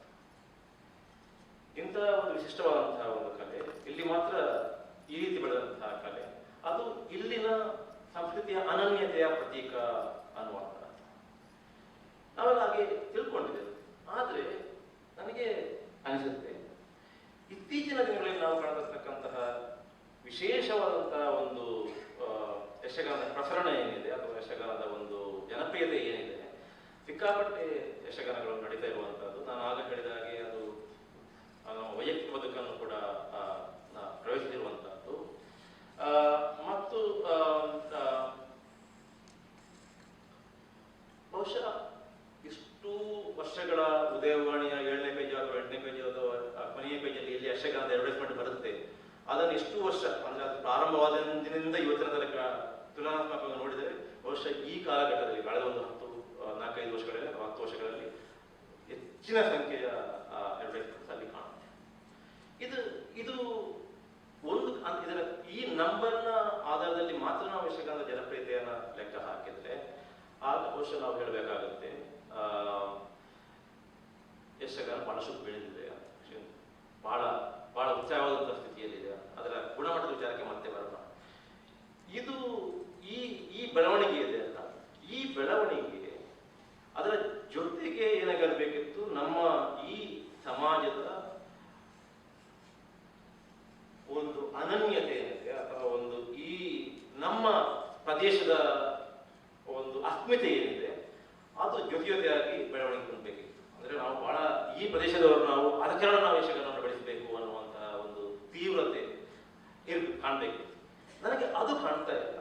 ಒಂದು ಕಡೆ ಯಕ್ಷಗಾನದ ಸಂಖ್ಯೆ ಜನಪ್ರಿಯತೆ ಬೆಳೀತಾ ಇದೆ, ಇನ್ನೊಂದು ಕಡೆ ಈ ಪ್ರಾದೇಶಿಕ ಅಸ್ಮಿತೆ ಅನ್ನುವಂಥದ್ದು ಏನಿದೆ ಅದು ಕಡಿಮೆ ಆಗ್ತಾ ಇದೆ. ಅದಕ್ಕೆ ಕಾರಣ ಆರ್ಥಿಕ ಇರ್ಬೋದು, ತಾಂತ್ರಿಕ ಇರ್ಬೋದು, ರಾಜಕೀಯ ಇರ್ಬೋದು, ಏನೇ ಇರ್ಬೋದು, ಅಸ್ಮಿತೆಯ ಕುರಿತಾದಂತಹ ಒಂದು ರೀತಿಯ ಕುಸಿತ ಮತ್ತು ಈ ಅಸ್ಮಿತೆಯ ಕುರುಹಾಗಿ ಪ್ರತೀಕವಾಗಿ ಎದುರಬಹುದಾದಂತಹ ಒಂದು ಕಲೆಯ ಒಂಥರ ಆರ್ಟಿಫಿಷಿಯಲ್, ಒಂಥರ ಕೃತಕವಾದಂತಹ ಒಂದು ಬೆಳವಣಿಗೆ, ಇದೆರಡು ಕೂಡ ಜೊತೆಗೆ ಹೋಗುವಂತೆ ನನಗೆ ಕಾಣಿಸುತ್ತೆ. ಇದಕ್ಕೆ ನಾನು ಕಂಡುಕೊಂಡಂತಹ ಇದು ನನ್ನ ಸ್ಪಷ್ಟವಾದ ಒಂದು ವಾದ ಏನೂ ಅಲ್ಲ, ಮತ್ತೆ ಒಂದು ಊಹನಾತ್ಮಕ ಸಿದ್ಧಾಂತ, ಒಂದು ಹೈಪೋಥಿಸಿಸ್ ಏನಂತಂದ್ರೆ, ಬರಬರುತ್ತಾ ಈ ಯಕ್ಷಗಾನವನ್ನ ನಾವು ಬಳಸಿಕೊಳ್ತಿರುವಂತಹ ರೀತಿ ಇದೆ ಅಲ್ಲ, ಅದು ನಮ್ಮ ಪ್ರಾದೇಶಿಕ ಅಸ್ಮಿತೆಯ ಒಂದು ಕುರುಹಾಗಿ ಅಲ್ಲ, ಅದರ ಬದಲಾಗಿ ಏನೋ ಈ ದೇಶದಲ್ಲಿ ಆಗ್ತಕ್ಕಂಥ ಯಾವುದೋ ಒಂದು ಬದಲಾವಣೆ, ರಾಜಕೀಯ ಬದಲಾವಣೆಗೆ ಪೂರಕವಾಗಿ ನಾವು ಯಕ್ಷಗಾನವನ್ನು ಬಳಸಿಕೊಳ್ತಾ ಇದ್ದೇವೋ ಅನ್ನುವಂತಹ ಒಂದು ಸಂಶಯ ಬರುತ್ತೆ ನನಗೆ. ಏನೋ ಒಂದು ರೀತಿಯ ಬದಲಾವಣೆ ಈ ದೇಶದ ಸಮಾಜ ನಡೀತಾ ಇದೆ. ಆ ಒಟ್ಟು ದೇಶದ ರಾಜಕೀಯಕ್ಕೆ ಪೂರಕವಾಗಿ ಯಕ್ಷಗಾನವನ್ನ ಬಳಸಿಕೊಳ್ಳುವಂತಹ ಒಂದು ಕೆಲಸ ನಡೆಯುವ ಕಾರಣ, ಅಥವಾ ಆ ಉದ್ದೇಶಕ್ಕೆ ಯಕ್ಷಗಾನಂತಹ ಒಂದು ಕಲೆಯನ್ನು ಬಳಸಿಕೊಳ್ಳಬಹುದಾದಂತಹ ಕಾರಣದಿಂದಾಗಿ ಈ ರೀತಿಯ ಬೆಳವಣಿಗೆಯನ್ನು ನಾವು ಕಾಣ್ತೇವೆ ಅನ್ನುವಂಥ ಒಂದು ಸಂಶಯ ನನ್ನನ್ನು ಕಾಡ್ತಾ ಇದೆ. ಇದನ್ನೇ ಸ್ವಲ್ಪ ಮುಂದುವರಿಸಿದರೆ, ಹಾಗಾದರೆ ಒಂದು ಸಮಾಜವಾಗಿ ನಾವು ಯಕ್ಷಗಾನವನ್ನ ಹೇಗೆ ಬಳಸಿಕೊಂಡಿದ್ದೇವೆ? ಒಂದು ಇದು ನಾವು ರಾಜಕೀಯವಾಗಿ ಯಕ್ಷಗಾನವನ್ನು ಬಳಸಿಕೊಂಡಂತೆ ಕಾಣುತ್ತೆ, ನಾವು ಆರ್ಥಿಕವಾಗಿ ಯಕ್ಷಗಾನವನ್ನು ಬಳಸಿಕೊಂಡಾಗೆ ಕಾಣುತ್ತೆ, ನಾವು ಧಾರ್ಮಿಕವಾಗಿ ಯಕ್ಷಗಾನವನ್ನು ಬಳಸಿಕೊಂಡಾಗೆ ಕಾಣುತ್ತೆ. ಆದರೆ ಯಕ್ಷಗಾನವನ್ನ ಒಂದು ಕಲೆಯಾಗಿ ಅಥವಾ ಯಕ್ಷಗಾನದಲ್ಲಿರತಕ್ಕಂಥ ಎಲ್ಲ ಸೃಜನಾತ್ಮಕವಾದಂತಹ ಸಾಧ್ಯತೆಗಳನ್ನ ನಾವು ಬಳಸಿಕೊಂಡಿದ್ದೇವೋ ಅಂತ ಕೇಳಿದ್ರೆ ಅಲ್ಲಿ ಮಾತ್ರ ಒಂಥರ ನಿರಾಶಾದಾಯಕವಾದಂತಹ ಉತ್ತರ ನಮಗೆ ಸಿಗುತ್ತೆ. ಇವತ್ತು ಬೆಳಗ್ಗೆ ಮಾತಾಡಿದ್ರೆಲ್ಲ ಒಂದು ರೀತಿಯಲ್ಲಿ ಅದನ್ನು ಬೇರೆ ಬೇರೆ ರೀತಿಯಲ್ಲಿ ಹೇಳಿದ್ರು. ನಾವು ಇವತ್ತು ಆಟವನ್ನ ನೋಡುವ ಮತ್ತು ಆಸ್ವಾದಿಸುವ ಸಂಬಂಧದಿಂದ, ಅದನ್ನ ನೋಡುವ ಮತ್ತು ಗ್ರಹಿಸುವ ಸಂಬಂಧದಿಂದ ನಾವು ಇವತ್ತು ಆಟವನ್ನ, ಯಕ್ಷಗಾನವನ್ನ ಆಡಿಸುವ ಮತ್ತು ಅದರಲ್ಲಿ ಪಾಲ್ಗೊಳ್ಳುವ ಒಂದು ರೀತಿಯ ಸಂಬಂಧದ ಕಡೆಗೆ ಸಾಗ್ತಾ ಇದ್ದೇವೆ. ಒಂದು ಕಾಲದಲ್ಲಿ ಯಕ್ಷಗಾನ ಜಾತ್ರೆಯ ಭಾಗವಾಗಿ ಆಗ್ತಾ ಇತ್ತು, ಈಗ ಯಕ್ಷಗಾನ ಮಾಡುವುದೇ ಒಂದು ಜಾತ್ರೆ ಅನ್ನುವ ಹಾದಿಯಲ್ಲಿ ಆಗ್ತಾ ಇರುವ ಕಾರಣಕ್ಕೋಸ್ಕರನೇ ಬಹುಶಃ ಇವತ್ತು ಬೆಳಿಗ್ಗೆ ಅಷ್ಟು ಜನ ಮಾತಾಡಿದಂಥ ಅಥವಾ ಹೊರಟಿದಂಥ ಯಕ್ಷಗಾನದ ಒಟ್ಟಂತದ ಕುಸಿತ ಆಗ್ತಾ ಇರ್ಬೋದಾ ಅನ್ನುವಂತಹ ಒಂದು ಸಂಶಯ ಕೂಡ ನನ್ನನ್ನು ಕಾಡ್ತಾ ಇದೆ. ಕೊನೆಯದಾಗಿ ಹೇಳುವಂಥದ್ದಿಷ್ಟೇ, ಒಂದು ರೀತಿಯ ತೀವ್ರವಾದ ಗಾಢವಾದ ಸಂಬಂಧ ಯಕ್ಷಗಾನ ಈ ಸಮಾಜ ಜೊತೆ ಹೊಂದಿದ್ರೂ ಕೂಡ ಬರಬರ್ತ ಇತ್ತೀಚಿನ ದಿನಗಳಲ್ಲಿ ಆ ಸಂಬಂಧದೊಳಗೆ ಒಂದು ರೀತಿಯ ವೈರುಧ್ಯಗಳ ಮಯವಾದಂತಹ ಸನ್ನಿವೇಶ ಸೃಷ್ಟಿಯಾಗಿದೆ ಮತ್ತು ಒಂದು ರೀತಿಯ ಡೈಲೆಕ್ಟಿಕ್ ಅದರ ಒಳಗಿಂದಲೇ ಆ ಗಾಢವಾದ ಸಂಬಂಧವೇ ಅದನ್ನ ಒಂದು ರೀತಿಯಲ್ಲಿ ಅದನ್ನ ಶಿಥಿಲಗೊಳಿಸ್ತಾ ಇದೆ ಅನ್ನುವಂತಹ ಸಂಶಯ ಕೂಡ ನನ್ನ ಕಾಡ್ತಾ ಇದೆ. ಬಹುಶಃ ಇಷ್ಟು ಹೇಳಿ ನನ್ನ ಮಾತನ್ನ ಮುಗಿಸ್ತೇನೆ. ಬಲಿಪರೊಂದು ಮಾತು ಹೇಳ್ತಾರೆ, ಅದೇನಂತಂದ್ರೆ ಯಕ್ಷಗಾನದಲ್ಲಿ ಬೇರೆ ಬೇರೆ ಜಾಮಗಳಿದ್ದಾವೆ. ಒಂದನೇ ಜಾಮದ ಯಕ್ಷಗಾನ, ಎರಡನೇ ಜಾಮದ ಯಕ್ಷಗಾನ, ಮೂರನೇ ಜಾಮದ ಯಕ್ಷಗಾನ. ಸೊ ಈ ರಾತ್ರಿ 2 ಗಂಟೆಗೆ 3 ಗಂಟೆಗೆಲ್ಲ ಆಗುವಂಥದ್ದು ಬಹುಶಃ ಮೂರನೇ ಜಾಮದ ಇರ್ಬೋದು. ಆಗ ಸ್ವಲ್ಪ ಚೆಂಡೆ ಪೆಟ್ಟೆಲ್ಲ ಜಾಸ್ತಿ ಇರಬೇಕಾಗುತ್ತೆ, ಸ್ವಲ್ಪ ಆರ್ಭಟ ಕೊಡುವಂತಹ ವಿಷಯಗಳೆಲ್ಲ ಬರಬೇಕಾಗುತ್ತೆ. ಇಲ್ಲಿ ಏನಾಯ್ತು ಅಂದ್ರೆ ಇವತ್ತು ಮಧ್ಯಾಹ್ನ ಈ ಅಸ್ಮಿತೆಯ ವಿಚಾರ ಅಥವಾ ಸಾಮಾಜಿಕತೆಯ ವಿಚಾರವನ್ನ ಮಧ್ಯಾಹ್ನ ತಂದುಬಿಟ್ರು. ಬಹುಶಃ ನೀವೆಲ್ಲ ನಾನು ಗಮನಿಸಿದಾಗೆ ನಿದ್ದೆ ಮಾಡದೆ ಕೇಳಿದ್ರಿ ಅಂತ ತಿಳ್ಕೊಳ್ತೇನೆ ನನ್ನ ಮಾತನ್ನು. ಸೊ ಮೂರನೇ ಜಾಮದಲ್ಲ, ಇದು 1ನೇ ಜಾಮದ ಯಕ್ಷಗಾನ ಅನ್ನೋ ರೀತಿಯಲ್ಲಿ ಇದನ್ನ ಸ್ವೀಕರಿಸಿ ನನ್ನ ಮಾತುಗಳನ್ನು ಕೇಳಿದ್ದಕ್ಕೆ ಎಲ್ಲರಿಗೂ ಕೂಡ ಧನ್ಯವಾದಗಳು. ನಮಸ್ಕಾರ. ಹಿರಿಯರೇ, ಕಲಾವಿದರೇ, ವಿಮರ್ಶಕರೇ, ವಿದ್ವಾಂಸರೇ, ಇವತ್ತಿನ ವಿಶಿಷ್ಟಪೂರ್ಣವಾದಂತಹ ಒಂದು ಗೋಷ್ಠಿಯಲ್ಲಿ ನಾವು ಇದ್ದೇವೆ. ಈ ವರ್ತಮಾನದ ಬೆಳಕಿನಲ್ಲಿ ಮರುಚಿಂತನೆ ಎನ್ನುವಂತಹ ಒಂದು ಮುಖ್ಯ ಟೈಟಲ್ಲು. ಆಮೇಲೆ ಅನೇಕ ಸಂಗತಿಗಳು ಬಂದು ಹೋಗಿದೆ. ಸಾಧ್ಯ ಆದಷ್ಟು ಒಂದು ನೋಟ್ ಮಾಡ್ಕೊಂಡಿದ್ದೇನೆ, ಯಾಕೆಂದರೆ ಇದಕ್ಕೆ ಪ್ರತಿಕ್ರಿಯೆ ಕೊಡುವಷ್ಟು ದೊಡ್ಡವನ್ನ ಇಲ್ಲಿ ಮಂಡಿಸಿದ ವಿಚಾರದಲ್ಲಿ. ನಾನೊಬ್ಬ ಕಲಾವಿದನಾಗಿ ಒಂದು ಪರಂಪರೆಯ ಹಿನ್ನೆಲೆಯಲ್ಲಿ ಬಂದವನಾಗಿ, ಯಕ್ಷಗಾನದ ಪ್ರೇಮಿಯಾಗಿ ಇಂಥದ್ದೊಂದು ಗೋಷ್ಠಿಗಳಲ್ಲಿ ಭಾಗವಹಿಸುವುದು ನಮ್ಮ ಒಂದು ಭಾಗ್ಯ ಅಂತ ತಿಳ್ಕೊಂಡು ಆ ವಿನಯದಿಂದ ಬಂದವನು, ಆ ವಿನಯದಿಂದ ಕೂತವನು. ಹಾಗಾಗಿ ನಿಮ್ಮೆದುರಿಗೆ ನಾನು ಮಂಡಿಸುವಂಥ ಮಾತಿನಲ್ಲಿ ಏನೋ ದೊಡ್ಡ ಚಿಂತನೆಯನ್ನು ಹೇಳುವುದಕ್ಕೆ ಸಾಧ್ಯ ಇದೆ ಎನ್ನುವ ವಿಶ್ವಾಸ ಖಂಡಿತ ನನಗಿಲ್ಲ.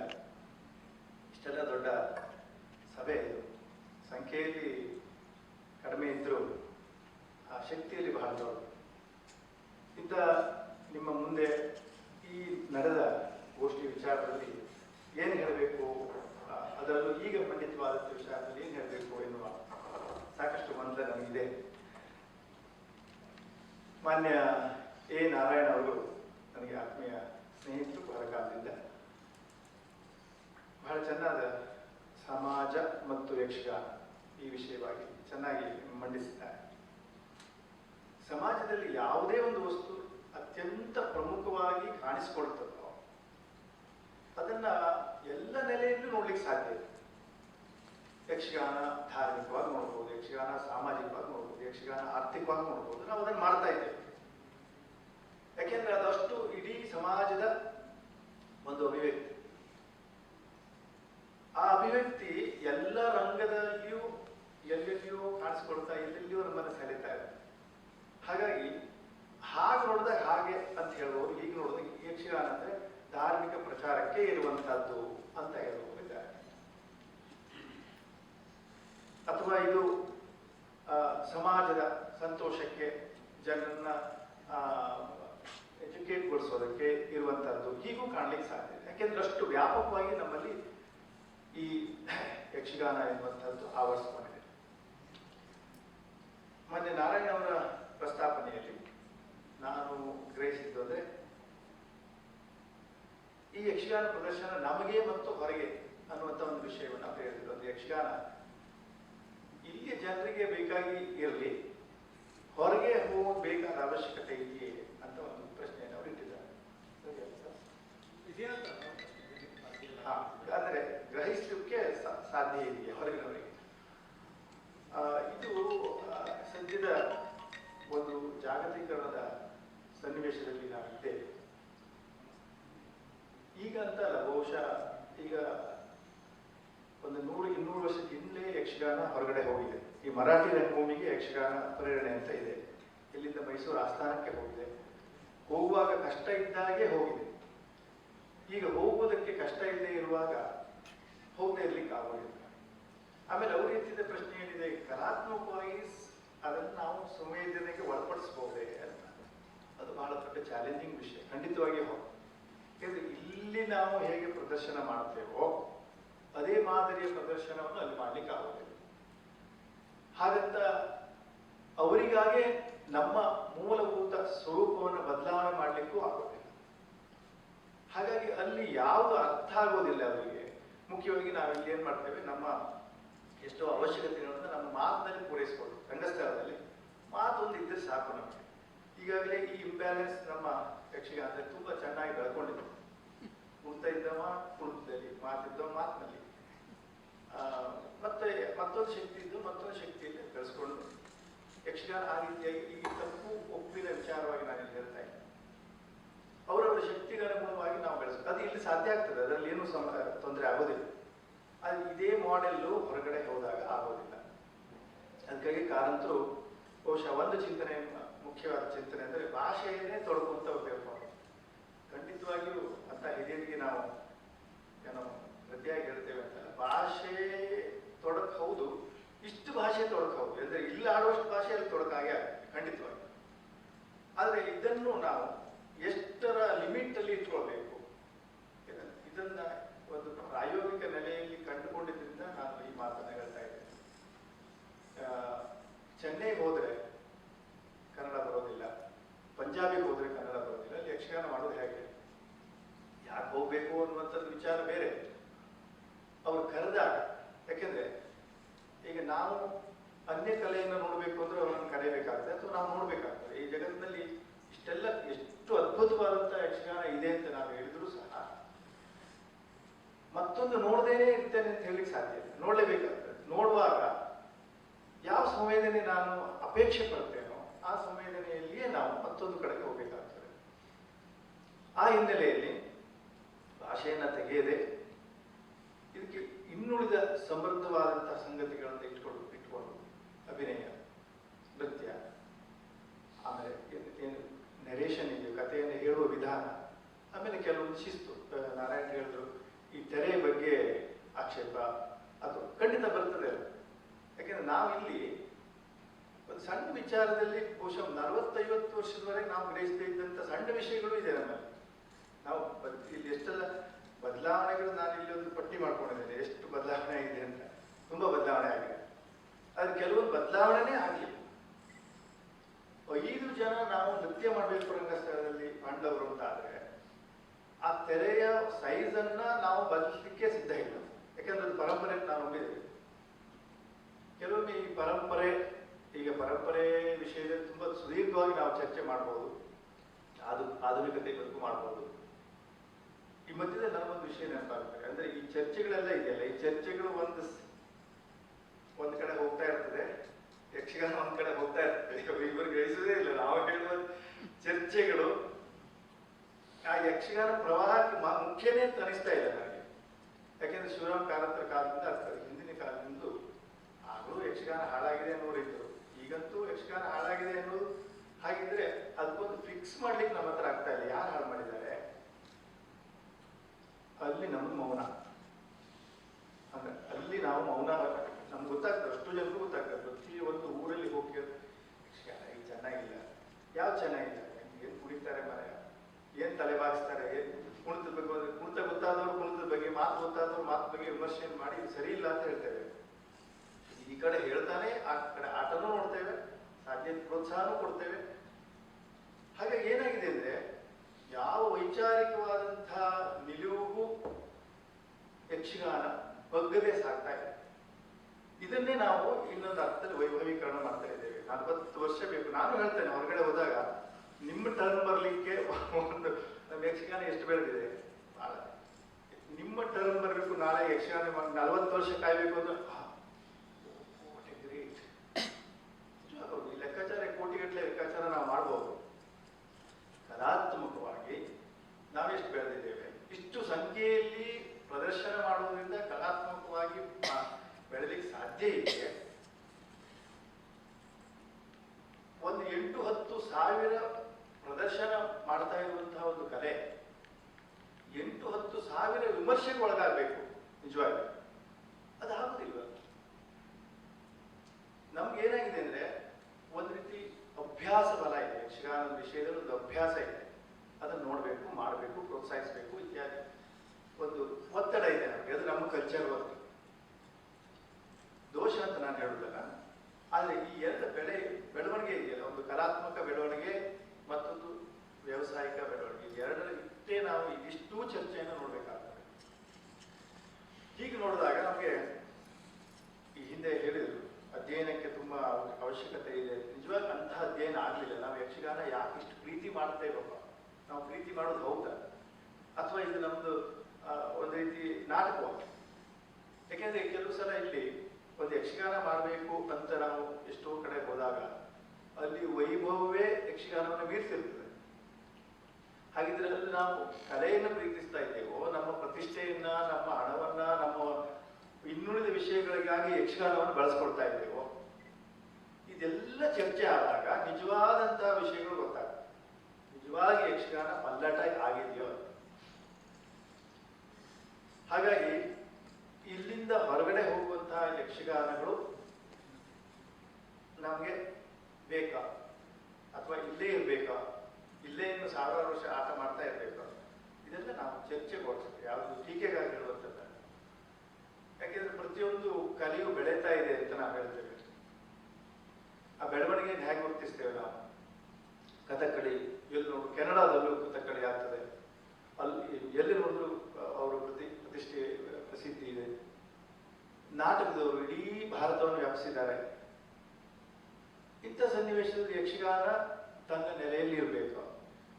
ನಿಜವಾಗಿ ಯಕ್ಷಗಾನದ ಶಕ್ತಿ ಬಹಳ ದೊಡ್ಡದು ಅನ್ನೋದು ಅನುಮಾನ ಇಲ್ಲ. ಆದರೆ ದೊಡ್ಡದನ್ನು ನಾವೇ ಅನುಭವಿಸ್ಬೇಕು ಅಥವಾ ಹೊರಗಡೆ ಕೊಂಡು ಹೋಗ್ಬೇಕು. ಕೊಂಡು ಹೋಗೋದಾದ್ರೆ ನಮ್ಗೆ ಎಷ್ಟು ಜವಾಬ್ದಾರಿಗಳಿದೆ. ಒಂದೆರಡು ಉದಾಹರಣೆ ಹೇಳ್ತೇನೆ. ನಾವು ಕಲೆ ಏನು ಹೊರಗಡೆ ತಿರುಗಾಡ್ತಾ ಇರ್ತಾರೆ ಅಂತ ಕೆಲವರಿಗೆ ಹೋಗುವವರಿಗೆ ಆಕ್ಷೇಪ ಇದೆ. ಅಲ್ಲಿ ಏನಿಲ್ಲ, ಅಲ್ಲಿ ಹೋಗಿ ನಿಂತ್ಕೊಂಡ್ರೆ ಸಾಕು, ಈ ಕ್ಯಾರಿಯ ಮುಂದೆ ಇದು ನೋಡಿದ್ರು ಸಾಕು ಅಂತ. ಇಷ್ಟು ಸುಲಭವಾಗಿ ಮತ್ತೊಂದು ಪ್ರದೇಶವನ್ನು ಗೆಲ್ಲಿಕ್ಕೆ ಆಗೋದಿಲ್ಲ, ಖಂಡಿತವಾಗಿ ಅಸಾಧ್ಯ. ಯಾಕೆಂದ್ರೆ ಇಲ್ಲಿ ಎಲ್ಲರೂ ಆಟ ನೋಡ್ತಾರೆ, ಅಲ್ಲಿ ಆಸಕ್ತಿ ಇದ್ದವರು ಮಾತ್ರ ಬರ್ತಾರೆ. ಪ್ರತಿಯೊಂದು ವಿಷಯವನ್ನು ವಿಮರ್ಶೆಗೆ ಒಳಪಡ್ತಾರೆ. ಹಾಗಿರುವಾಗ ಈ ನಮ್ಮ ಕಲೆ ಹೊರಗಡೆ ಹೋಗ್ಬೇಕಿದ್ರೆ ಯಾವ ಸಿದ್ಧತೆಗಳನ್ನು ಮಾಡ್ಕೊಳ್ಬೇಕು ಎನ್ನುವುದು ಗಂಭೀರವಾಗಿ ಆಲೋಚನೆ ಮಾಡಬೇಕು. ಮತ್ತೆ ಕಲಾವಿದರು ಇದಕ್ಕೆ, ತಂಡಗಳು ಇದಕ್ಕೆ ಸಿದ್ಧ ಆಗ್ತಾ ಇಲ್ಲ ಅಂತ ನನ್ನ ಸ್ವಂತ ಅನುಭವ. ಬಹಳ ಮಹತ್ವದ ಒಂದು ಕಾರ್ಯಕ್ರಮ ಇದೆ ಅಂತಂದ್ರೆ ಅಲ್ಲಿ ಹೋಗ್ಲಿಕ್ಕೆ 3 ದಿವಸ ಬೇಕು, ಬರ್ಲಿಕ್ಕೆ 3 ದಿವಸ ಬೇಕು. ನೀವು ಆಟ ಅರ್ಧ ತಾಸು ಅಂತ ಹೇಳ್ತೀರಿ, ನನಗೆ ಯಾವ ಪಾತ್ರ ಕೊಡ್ತೀರಿ? ಮತ್ತೆ 6 ದಿವಸದಲ್ಲಿ 6 ಆಟ ಹೋಗ್ತದೆ ಅಲ್ಲಿ. ಈ 6 ಆಟಕ್ಕೆ ನೀವು ಕೊಡೋ ಸಂಬಳ ಎಷ್ಟು? ಈ ಪ್ರಶ್ನೆಯನ್ನ ಕಲಾವಿದರು ವ್ಯಾವಹಾರಿಕವಾಗಿ ಕೇಳ್ತಾರೆ. ಇದು ಬಹಳ ದೊಡ್ಡ, ಹೊರಗಡೆ ಹೋಗೋದಕ್ಕೆ ಬಹಳ ದೊಡ್ಡ ಆತಂಕ. ಒಂದು ಕಲಾವಿದರನ್ನ ಸಿದ್ಧಗೊಳಿಸ್ಬೇಕು ಅದಕ್ಕೆ. ಅಂದ್ರೆ ನೀವು ಮರ ಇಲ್ಲಿ ಮಾತಾಡ್ದಾಗ ಮಾತಾಡ್ಬೇಡ, ಈ ವಾಲಿ ರಾಮ ನಾವು ಇಲ್ಲಿ ಎಷ್ಟು ಬೇಕಾದ್ರೂ ಹೊಡ್ಕೊಳ್ಳೋಣ, ಅಲ್ಲಿ ಹೋದ್ಮೇಲೆ ವಾಲಿ ರಾಮನ ಸಂವಾದ ಆಗಬಾರ್ದು, ಹೀಗಾಗಬೇಕು ಅಂತ ಕಲಾವಿದರನ್ನ ಸಿದ್ಧಗೊಳಿಸಿಕೊಂಡು ತಂಡವನ್ನ ಕಟ್ಕೊಂಡು ಪೆಟ್ಟಿಗೆಯನ್ನು ಹೊತ್ಕೊಂಡು, ಈಗ ನಮ್ಮ ಅನೇಕರು ಬರೀತಾರೆ ಹಿಂದಿನ ಕಾಲದ ತಲೆಯಲ್ಲಿ ಪೆಟ್ಟಿಗೆ ಹೊತ್ಕೊಂಡು ನಡೆದಾಡ್ಕೊಂಡು ಹೋಗ್ತಿದ್ರು ಅಂತ. ಈಗ ಒಂದು ಟ್ರೂಪ್ ಅನ್ನು ತಗೊಂಡು ಹೋಗೋದಾದ್ರೆ ಅಷ್ಟೇ ಸಮಸ್ಯೆ ಇದೆ. ಈಗ ಕೂಲಿಗಳು ಸಿಗೋದಿಲ್ಲ. ಈಗ ನಮ್ಮ ಯಕ್ಷಗಾನ ವೇಷಗಳು ಒಂದು ಹದದಲ್ಲಿ ಹಗುರ ಆಗಿದೆ, ಆದ್ರೂ ಹೊರುವುದಕ್ಕೆ ಸಾಕಷ್ಟು ಭಾರವೇ ಇದೆ. ಇದೆಲ್ಲ ವ್ಯಾವಹಾರಿಕವಾದಂತಹ ತೊಡಕುಗಳನ್ನೆಲ್ಲ ಸಹಿಸಿಕೊಳ್ಳುವಂತ ಟ್ರೂಪ್ಗಳು ಬಹಳ ಕಡಿಮೆ ಇದೆ ನಮ್ಮ ಇದರಲ್ಲಿ. ನಮ್ಮ ವಿಸ್ತಾರಕ್ಕೆ ಅನೇಕ ತೊಂದರೆಗಳಿದೆ. ವಿಸ್ತಾರ ಆಗ್ಬೇಕು ಅಂತ ಅಕಾಡೆಮಿಯ ಒಂದು ಸಂವಾದದಲ್ಲಿ ಅನೇಕ ಕಲಾವಿದರು ವಿಸ್ತಾರ ಆಗ್ಬೇಕು ಅಂತ. ವಿಸ್ತಾರಕ್ಕೆ ಇರುವ ತೊಡಕು ಸಾಮಾನ್ಯ. ಮೊದಲನೇದಾಗಿ ಆ ಕಲಾವಿದ ತಂಡವೇ ಲೆಕ್ಕಾಚಾರ ಬಿಡಬೇಕಾಗ್ತದೆ. ನಿಮ್ಗೆ ಎಷ್ಟು ಹೋದ್ರು ಉಳಿತದೆ ಎಷ್ಟು. ಯಾಕೆಂದ್ರೆ ಸ್ಪಿಕ್ಮೇಕೆ ಅಂತ ದೊಡ್ಡ ಸಂಸ್ಥೆ ಇದೆ. ನಾವು 92ರಲ್ಲಿ ಆರಂಭಿಸುವಂತ ಹೋದಂತ ಸಂದರ್ಭದಲ್ಲಿ ರೆಮ್ಯುನರೇಷನ್ ಕೊಡ್ತಾ ಇದ್ದು 2,000 ರೂಪಾಯಿ. ರೆಮ್ಯುನರೇಷನ್ ಎಷ್ಟು ಕೊಡ್ತೀರಿ ಅನ್ನೋದು ಕೇಳುವ ಪ್ರಶ್ನೆನೇ ಇಲ್ಲ ಸ್ಪಿಕ್ಮೇಕೆಯಲ್ಲಿ ಪ್ರೋಗ್ರಾಮ್ ಮಾಡುವವರಿಗೆ. ಅಂಥದ್ದನ್ನ ನೀವು ನಿಮ್ಮ ಶಕ್ತಿಯಿಂದ ಜೀರ್ಣಿಸಿಕೊಂಡು ಹೊರಗಡೆ ಹೋಗ್ಲಿಕ್ಕಾಗ. ಇನ್ನು ಉತ್ತರ ಕರ್ನಾಟಕ, ನಮ್ಮ ಕರ್ನಾಟಕದಲ್ಲೇ ನಮ್ಮ ಯಕ್ಷಗಾನ ಬೆಳೆಯಲಿಲ್ಲ ಅನ್ನುವಂಥದ್ದು ಖಂಡಿತವಾಗಿಯೂ ಸತ್ಯವಾದ ವಿಚಾರ. ಅದಕ್ಕೂ ಹಾಗೆ ನಾವು ಕೆಲವೊಂದು ವಿಷಯಗಳಲ್ಲಿ ಪ್ರಯತ್ನ ನಮ್ಗೆ ಸಾಕಾಗಲಿಲ್ಲ ಅಂತ ನನಗೆ ಅನಿಸ್ತದೆ. ಯಾಕೆಂದ್ರೆ ಉತ್ತರ ಕರ್ನಾಟಕದ ಅನೇಕರು ಯಕ್ಷಗಾನ ನೋಡಿದ ಮೇಲೆ ಇದು ಹೀಗಿದೆಯೇ, ಮತ್ತೆ ಯಾಕಷ್ಟು ಕಿರ್ತೀರಿ, ಯಾಕಷ್ಟು ಕೂಗ್ತೀರಿ ಅಂತೆಲ್ಲ ಕೇಳ್ತಾ ಇದ್ರು. ಒಂದು ಯಕ್ಷಗಾನ ಅವ್ರು ನೋಡಿದ್ಮೇಲೆ ಇಲ್ಲ ಇದು ನೋಡುವಾಗ ನಮ್ಮೂರಿಗೆ ಬರ್ತೀರಾ ಅಂತ ಕೇಳಿದ್ರು. ಒಂದು ರಾಮಹಳ್ಳಿ ಅಂತ ಬೆಂಗಳೂರಲ್ಲಿ, ಇನ್ನೊಂದು ಉತ್ತರ ಕರ್ನಾಟಕದಲ್ಲಿ. ಹೀಗೆ ಪ್ರಸ್ತುತಪಡಿಸುವ ವಿಷಯದಲ್ಲಿ ನಾವೇನೋ ಕೆಲವು ಬದಲಾವಣೆಗಳನ್ನು ನಮ್ಮ ಈ ಒಂದು ಸ್ಟ್ರಕ್ಚರಿಗೆ ತೊಂದರೆ ಆಗ್ತಾ ಇದ್ದಾಗ ಮಾಡಿಕೊಂಡ್ರೆ ಯಕ್ಷಗಾನದ ವಿಸ್ತಾರಕ್ಕೆ ಅಂತಹ ಒಂದು ತೊಡಕುಗಳು ಬರಲಿಕ್ಕಿಲ್ಲ. ಹಾಗೆ ಪ್ರಾದೇಶಿಕವಾದಂತಹ ಅನೇಕ ಕಲೆಗಳು ಅದು ಸಹ ಅಲ್ಲಲ್ಲಿಯ ಮಟ್ಟವನ್ನು ಮೀರುವುದಕ್ಕೆ ಒಂದಿಷ್ಟು ಬದಲಾವಣೆ. ಯಾಕೆಂದ್ರೆ ನಾವು ಹೋದರೆ ಹೇಗೆ ಅರ್ಥ ಆಗುವುದಿಲ್ಲ, ಅವ್ರು ಇಲ್ಲಿ ಬಂದರೂ ನಮ್ಗೆ ಅರ್ಥ ಆಗುವುದಿಲ್ಲ. ಈ ರೀತಿಯ ಕೆಲವು ಸನ್ನಿವೇಶಗಳು ಇದೆ. ಇನ್ನು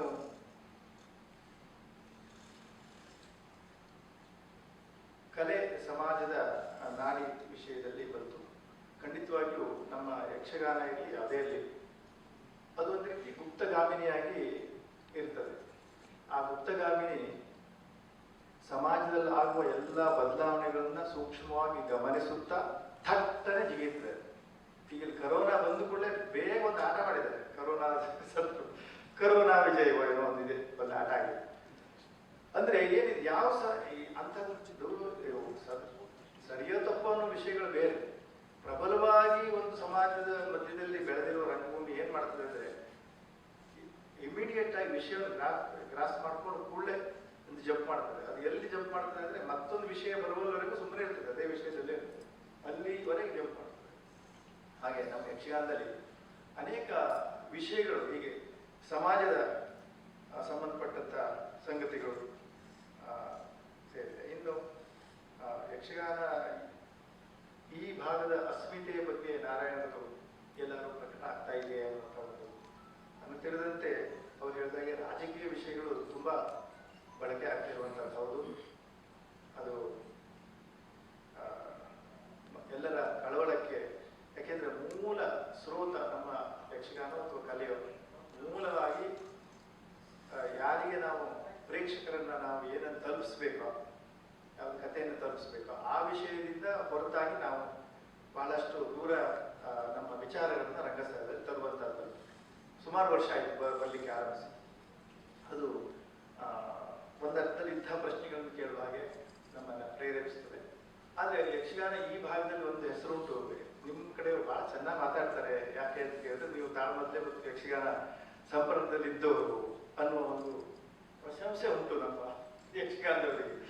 ಹಾಗಾಗಿ ಜನಮಾನದಲ್ಲಿ ಮಾನಸದಲ್ಲಿ ಒಂದು ಯಕ್ಷಗಾನ ಭಾಷೆಯ ವಿಷಯದಲ್ಲಿ ಭಾಷೆಯ ಅಸ್ಮಿತೆಯನ್ನು, ಕನ್ನಡದ ಶಕ್ತಿಯನ್ನು ಚೆನ್ನಾಗಿ ದುಡಿಸಿಕೊಂಡಂತಹ ಒಂದು ರಂಗಭೂಮಿಯಾಗಿ ನಾವು ಅದನ್ನು ಗ್ರಹಿಸಬಹುದು ಅಂತ ನಾನು ಈ ಸಂದರ್ಭದಲ್ಲಿ ತಮ್ಮೊಂದಿಗೆ ಹಂಚಿಕೊಳ್ತೇನೆ. ಹಾಗೆ ಒಟ್ಟಾರೆಯಾಗಿ ಈಗ ನಾನು ಪ್ರಸ್ತಾಪಿಸಿದಂತೆ ಒಂದಿಷ್ಟು ಈ ಇದರಲ್ಲಿ ಒಂದು ಮುಖ್ಯವಾದ ಮಾತು ಏನಿದೆ ಅಂದರೆ ಅದನ್ನೆಲ್ಲ ತೋರ್ಪಾಡಿಯವರು ಹಿಂದಿನವರು ತುಂಬ ಚೆನ್ನಾಗಿ ಹೇಳಿದ್ದಾರೆ. ಕಲಾವಿದ ಮಾತ್ರ ಇರ್ತಾನೆ, ಕಲೆ ಎನ್ನುವುದಿಲ್ಲ ಎನ್ನುವಂಥದ್ದು ತುಂಬ ದರ್ಶನಾತ್ಮಕವಾಗಿ ಭಿನ್ನ ಭಿನ್ನ ನೆಲೆಯಲ್ಲಿ ಈಗಾಗಲೇ ಚರ್ಚೆ ಆಗಿದೆ. ನಮಗಂತೂ ಒಂದು ಕಲಾವಿದನ ನೆಲೆಯಲ್ಲಿರುವುದಾದ್ರೆ ಎರಡು ವಿಭಾಗ ಕಾಣ್ತದೆ. ಒಂದು ಕಡೆ ಕಲೆ, ಮತ್ತೊಂದು ಕಡೆ ಕಲಾವಿದ. ಈ ಎರಡರ ಸಂಯೋಗ. ಯಾಕೆಂದ್ರೆ ಕಲಾವಿದನಿಗೆ ತನ್ನಷ್ಟಕ್ಕೆ ತಾನು ಏನೂ ಅಲ್ಲ, ತನ್ನಷ್ಟಕ್ಕೆ ತಾನು ಪಾತ್ರವೂ ಅಲ್ಲ. ಪಾತ್ರ, ಕಲಾವಿದ ಮತ್ತು ಮಾಧ್ಯಮ. ಅವನಿಗೆ ಮಾಧ್ಯಮ ಏನು, ಅದರ ಸಂಗತಿಗಳು ಅರ್ಥ ಆಗದೆ ಇದ್ರೆ ಆ ಮಾಧ್ಯಮದಲ್ಲಿ ಏನನ್ನು ಅಭಿವ್ಯಕ್ತಿ ಮಾಡ್ಲಿಕ್ಕೆ ಸಾಧ್ಯ ಆಗುವುದಿಲ್ಲ ಅಂತ ಅನಿಸ್ತದೆ. ಈ ತನ್ನ ಮಾಧ್ಯಮವನ್ನು ತಿಳಿದುಕೊಳ್ಳುವ ಪ್ರಯತ್ನವನ್ನು ಮಾಡ್ತಾ ಇದ್ದ ಹಾಗೆ ಅಲ್ಲಿ ಕಲಾವಿದರು ಇರ್ತಾನೆ, ಅಲ್ಲಿ ಕಲಿಯೂ ಇರ್ತದೆ.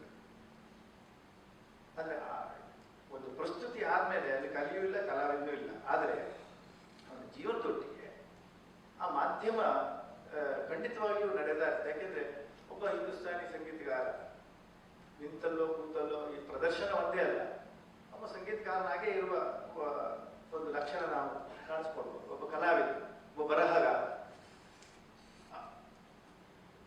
ಆ ಸಂಬಂಧ ಅವಿನಾಭಾವಿಯಾಗಿ ಇರುವಂಥ ಸಂಬಂಧ. ಇಲ್ಲಿ ಇನ್ನಿತರ ಸಂಗತಿಗಳನ್ನು ನಾನು ಗುರ್ತ ಮಾಡಿಕೊಂಡಂತೆ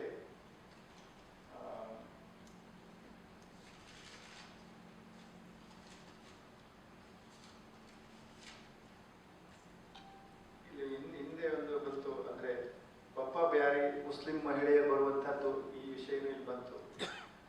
ನನಗನ್ಸುತ್ತೆ ಈ ಪಪ್ಪ ಬ್ಯಾರಿ ಬಂದೇ ಮುಸ್ಲಿಂ ಮತ್ತು ಕ್ರಿಶ್ಚಿಯನ್ ಯಕ್ಷಗಾನಕ್ಕೆ ಬರ್ತಾರೆ ಅಂತ ನನಗನ್ಸಿಲ್ಲ. ಯಾಕೆಂದ್ರೆ ನಮ್ಮ ಮೇಳದ ಹರಿಶ್ಚಂದ್ರವನ್ನ ನೋಡ್ಲಿಕ್ಕೆ ಶಿರೂರಲ್ಲಿ ಅನೇಕ ಮುಸ್ಲಿಂ ಮಹಿಳೆಯರು ಬಂದಿದ್ದು ನೋಡಿದ್ದೆ ನಾನು.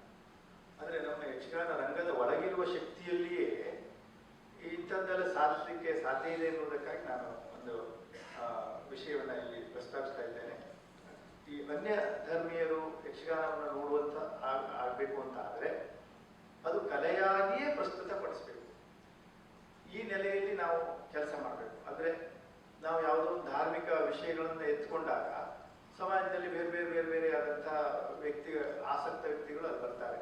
ಆದ್ರೆ ಶುದ್ಧವಾಗಿ ಯಕ್ಷಗಾನ ಅಂತ ಆದ್ರೆ ಯಾವ ಧರ್ಮದವರು ಅದು ಬರ್ತಾರೆ. ಮೂಲಭೂತವಾಗಿ ಯಕ್ಷಗಾನ ಶಕ್ತಿ ಇರುವಂತದ್ದು ಅದೇ. ಅಂದ್ರೆ ಯಾವುದೋ ಒಂದು ನಾವು ಚೌಕಿಯಲ್ಲಿ ಧಾರ್ಮಿಕ ಕ್ರಿಯೆಗಳನ್ನ ಮಾಡ್ತೇವೆ, ಅದು ಈಗಿತ್ತಲಾಗಿ ಏನಾಗಿದೆ ಅಂದ್ರೆ ಅದು ಚೌಕಿಯೋ ದೇವಸ್ಥಾನವೋ ತಿಳಿದೇ ಇದ್ದಷ್ಟು ಬದಲಾವಣೆ ಆಗಿದೆ. ಯಾಕೆಂದ್ರೆ ಆಗಮಶಾಸ್ತ್ರದ ಪ್ರಕಾರ ನಾವು ಯಾವ್ಯಾವ ತಿರುಗುವಂತಹ ಈ ಮೇಳಗಳಲ್ಲಿ ಮಾಡ್ಲಿಕ್ಕೆ ಆಗೋದಿಲ್ಲ. ಹಾಗಾಗಿ ಕಿರೀಟವೇ ದೇವರು, ಅದಕ್ಕೆ ಸಾಮಾನ್ಯವಾದಂತಹ ಒಂದು ಪೂಜೆ ಇದೆ. ಅದು ಇವತ್ತು ಎಷ್ಟು ಪಲ್ಲಟ ಆಗಿದೆ ಅಂದ್ರೆ ಚೌಕಿ ಮನೆ ಒಂದು ದೊಡ್ಡ ದೇವಸ್ಥಾನ ಆಗ್ಬಿಟ್ಟಿದೆ. ಹೀಗಾದಾಗ ಏನಾಗ್ತದೆ, ಇದು ಒಂದು ಅತಿರೇಕಕ್ಕೆ ಹೋಗ್ತಾರೆ. ಅಲ್ಲಿ ಭಟ್ರು ಅವ್ರ ಮಡಿ, ಅವ್ರ ಪಂಚಕಜ್ಜಾಯ, ಅವ್ರ ಕಾಯಿ ಹೊಡೆಯೋದು, ಪ್ರಸಾದ ಕೊಡೋದು, ಈ ಒಂದು ಪ್ರೊಸೆಸ್ ಇದೆಯಲ್ಲ, ಇದು ಪೂರ್ತಿ ನಾವು ಸಕ್ಕಿಲೋರ್ ಅಂತ ಹೇಳಲಿಕ್ಕೆ ಆಗಲೇ ಸನ್ನಿವೇಶ ತಂದಿದೆ. ಹಾಗಿದ್ರೆ ಯಕ್ಷಗಾನ ಮೂಲ ಹಾಗಿರಲೇ ಇಲ್ಲ ಖಂಡಿತವಾಗಿ. ನೀವು ಹಿಂದೆ ಹೋದ್ರೆ 100 ವರ್ಷದ ಹಿಂದೆ ಹೋದ್ರೆ ಕಿರೀಟವನ್ನು ಸಾಂಕೇತಿಕವಾಗಿ ಪೂಜೆ ಮಾಡುವಂತ. ಹಾಗೆ ಕಲೆ ಈ ಪಲ್ಲಟಗಳು, ಈ ಬದಲಾವಣೆಗಳು, ಆಧುನಿಕ ಸಂಗತಿಗಳು ವಿಷಯಗಳಲ್ಲಿ ಆಧುನಿಕ ಅಂದಾಗೆ ನಮ್ಮ ಶ್ರೀಪಾದ್ ಭಟ್ ಹೇಳಿದಾಗೆ ಆಧುನಿಕದಿಂದ ಒಳ್ಳೆಯದು ಆಗಿದೆ. ಆಧುನಿಕ ಎನ್ನುವಂಥದ್ದು ಅರ್ಥವಿಸುವ ವಿಷಯದಲ್ಲಿಯೂ ಕೆಲವೊಂದು ಗೊಂದಲಗಳಿದೆ. ಈಗ ಇದೆಲ್ಲ ಆಧುನಿಕ ಅಂತ ಹೇಳ್ತಿರೋ ಮತ್ತೆ ಹಿಂದೆ ಅಂತ ಹೇಳ್ತಾರೆ. ಈ ಪೂಜೆ ಪುರಸ್ಕಾರಗಳೆಲ್ಲ ಇದೆ, ಇದೇನಂತ ಅರ್ಥವಿಸಲ್ಲ. ಹಾಗೆ ರಂಗಭೂಮಿ ಒಂದು ರಂಗಭೂಮಿಯಾಗೆ ಹೇಗೆ ಉಳಿಬೇಕು ಅನ್ನೋದು ನಮಗಿರೋ ಚಾಲೆಂಜ್. ನಾವೆಲ್ಲ ಹೆಮ್ಮೆಯಿಂದ ಹೇಳ್ಕೊಳ್ಳುವಂತ ಯಕ್ಷಗಾನ ಕಲೆ ಅದು ಉತ್ತರ ಕನ್ನಡ ಇರ್ಬೋದು, ಮಧ್ಯತಿಟ್ಟು ಇರ್ಬೋದು, ತೆಂಕಿ ಇರ್ಬೋದು. ಈ ಕಲೆಗಳಾಗಿಯೇ ಉಳಿಸುವುದು ಹೇಗೆ, ಅದು ಚಾಲೆಂಜ್. ಪ್ರದರ್ಶನದ ಸಂಖ್ಯೆ ಎನ್ನುವಂತಹದ್ದನ್ನ ನಾವು ಗಣನೆಗೆ ತೆಗೆದುಕೊಂಡು, ಪ್ರೇಕ್ಷಕರನ್ನು ತೆಗೆದುಕೊಂಡು, ಸಮಯ ಮಿತಿ, ಇದೆಲ್ಲ ಒಂದು ವ್ಯಾವಹಾರಿಕ ಸಂಗತಿಗಳು. ಆದ್ರೆ ಯಕ್ಷಗಾನಕ್ಕೆ ಅದರ ತನ್ನ ಕೋರ್ ಐಡಿಯಾವನ್ನ, ತನ್ನ ಕಲಾತ್ಮಕ ಶಕ್ತಿಯನ್ನ ಹೆಚ್ಚಿಸಿಕೊಳ್ಳುವುದಕ್ಕೆ ನಮ್ಮ ಪ್ರಯತ್ನ ಎಷ್ಟು, ಈ ಪ್ರಶ್ನೆಯನ್ನು ಕೇಳ್ಕೊಂಡಾಗ ಸಂಖ್ಯೆಗೂ ಮತ್ತು ಅದಕ್ಕೆ ಸಂಬಂಧ ಇಲ್ಲ. ಸಂಖ್ಯೆ ಬಹಳಷ್ಟಾಗಿದೆ, ಆದರೆ ಈ ಕಲಾತ್ಮಕ ಅಂಶವನ್ನ ದೃಢೀಕರಿಸುವುದಕ್ಕೆ, ಒಪ್ಪಿಕೊಳ್ಳುವುದಕ್ಕೆ ನಮ್ಮಲ್ಲಿ ಹೆಚ್ಚು ಸಮಸ್ಯಾತ್ಮಕ ಸಂಗತಿಗಳು ಇದರೊಟ್ಟಿಗೆ ಸೇರಿಸಿದೆ. ಯಾಕೆಂದ್ರೆ ಇಲ್ಲಿ ಹವ್ಯಾಸಿಗಳು ಅಂತ ಒಂದು ವರ್ಗ ಇದೆ, ವೃತ್ತಿ ಅಂತ ಒಂದು ವರ್ಗ ಇದೆ, ಆಮೇಲೆ ಟೆಂಟ್ ಮೇಳ ಅನ್ನುವಂಥ ಕಮರ್ಷಿಯಲ್ ಒಂದು ವಿಂಗ್ ಇದೆ. 3 ವಿಂಗ್ಗಳು ಪರಸ್ಪರ ಯಾವಾಗಲೂ ವಿಚಿತ್ರವಾದಂತಹ ಸನ್ನಿವೇಶದಲ್ಲಿ ಬದುಕ್ತಾ ಇದೆ. ಈ ಎಲ್ಲವನ್ನೂ ನಾವು ಯಕ್ಷಗಾನ ಅಂತ ಕರೀತಾ ಇದ್ದೇವೆ. ಅದು ಯಾವ ಯಕ್ಷಗಾನ ಪರಂಪರೆ ಇದ್ದು, ಯಾವುದು ಕಲಾತ್ಮಕ ಯಕ್ಷಗಾನ, ಯಾವುದು ಉಳಿಸಿಕೊಳ್ಬೇಕು, ಯಕ್ಷಗಾನ ಉಳಿಸಿಕೊಳ್ಳಬೇಕು, ನಮ್ಮ ಪರಂಪರೆ, ನಮ್ಮ ಈ ತರ ಭರತವಾಕ್ಯಗಳನ್ನು ನಾವು ಹೇಳ್ತೇವೆ, ಅದು ಯಾವುದನ್ನು ಉಳಿಸಿಕೊಳ್ಬೇಕು. ಈ ಟೆಂಟ್ ಆಟಕ್ಕೆ ಒಬ್ಬರ ಮೇಳಕ್ಕೆ ಒಬ್ಬರು ಪೋರ್ಚುಗೀಸ್ನಿಂದ 4 ಜನ ಅಧ್ಯಯನಕ್ಕೆ ಬಂದರು ನಮ್ಮ ಮನೆಗೆ.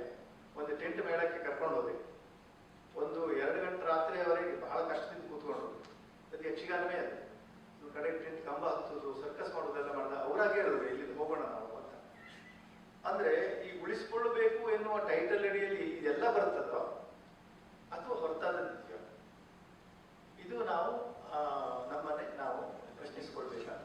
ಆಮೇಲೆ ಯಕ್ಷಗಾನ ಎನ್ನುವಂಥದ್ದು ಇರುವ ಹಾಗೆ ಪ್ರತಿ ರಾಜ್ಯದಲ್ಲೂ ಪ್ರತಿ ದೇಶದಲ್ಲೂ ಇರುವಂತಹ ಕಲೆಗಳ ಬೆಳವಣಿಗೆ ಹೇಗಿದೆ ಅನ್ನೋದನ್ನು ನಾವು ಗ್ರಹಿಸಬೇಕಾದ ಅವಶ್ಯಕತೆ ಇದೆ.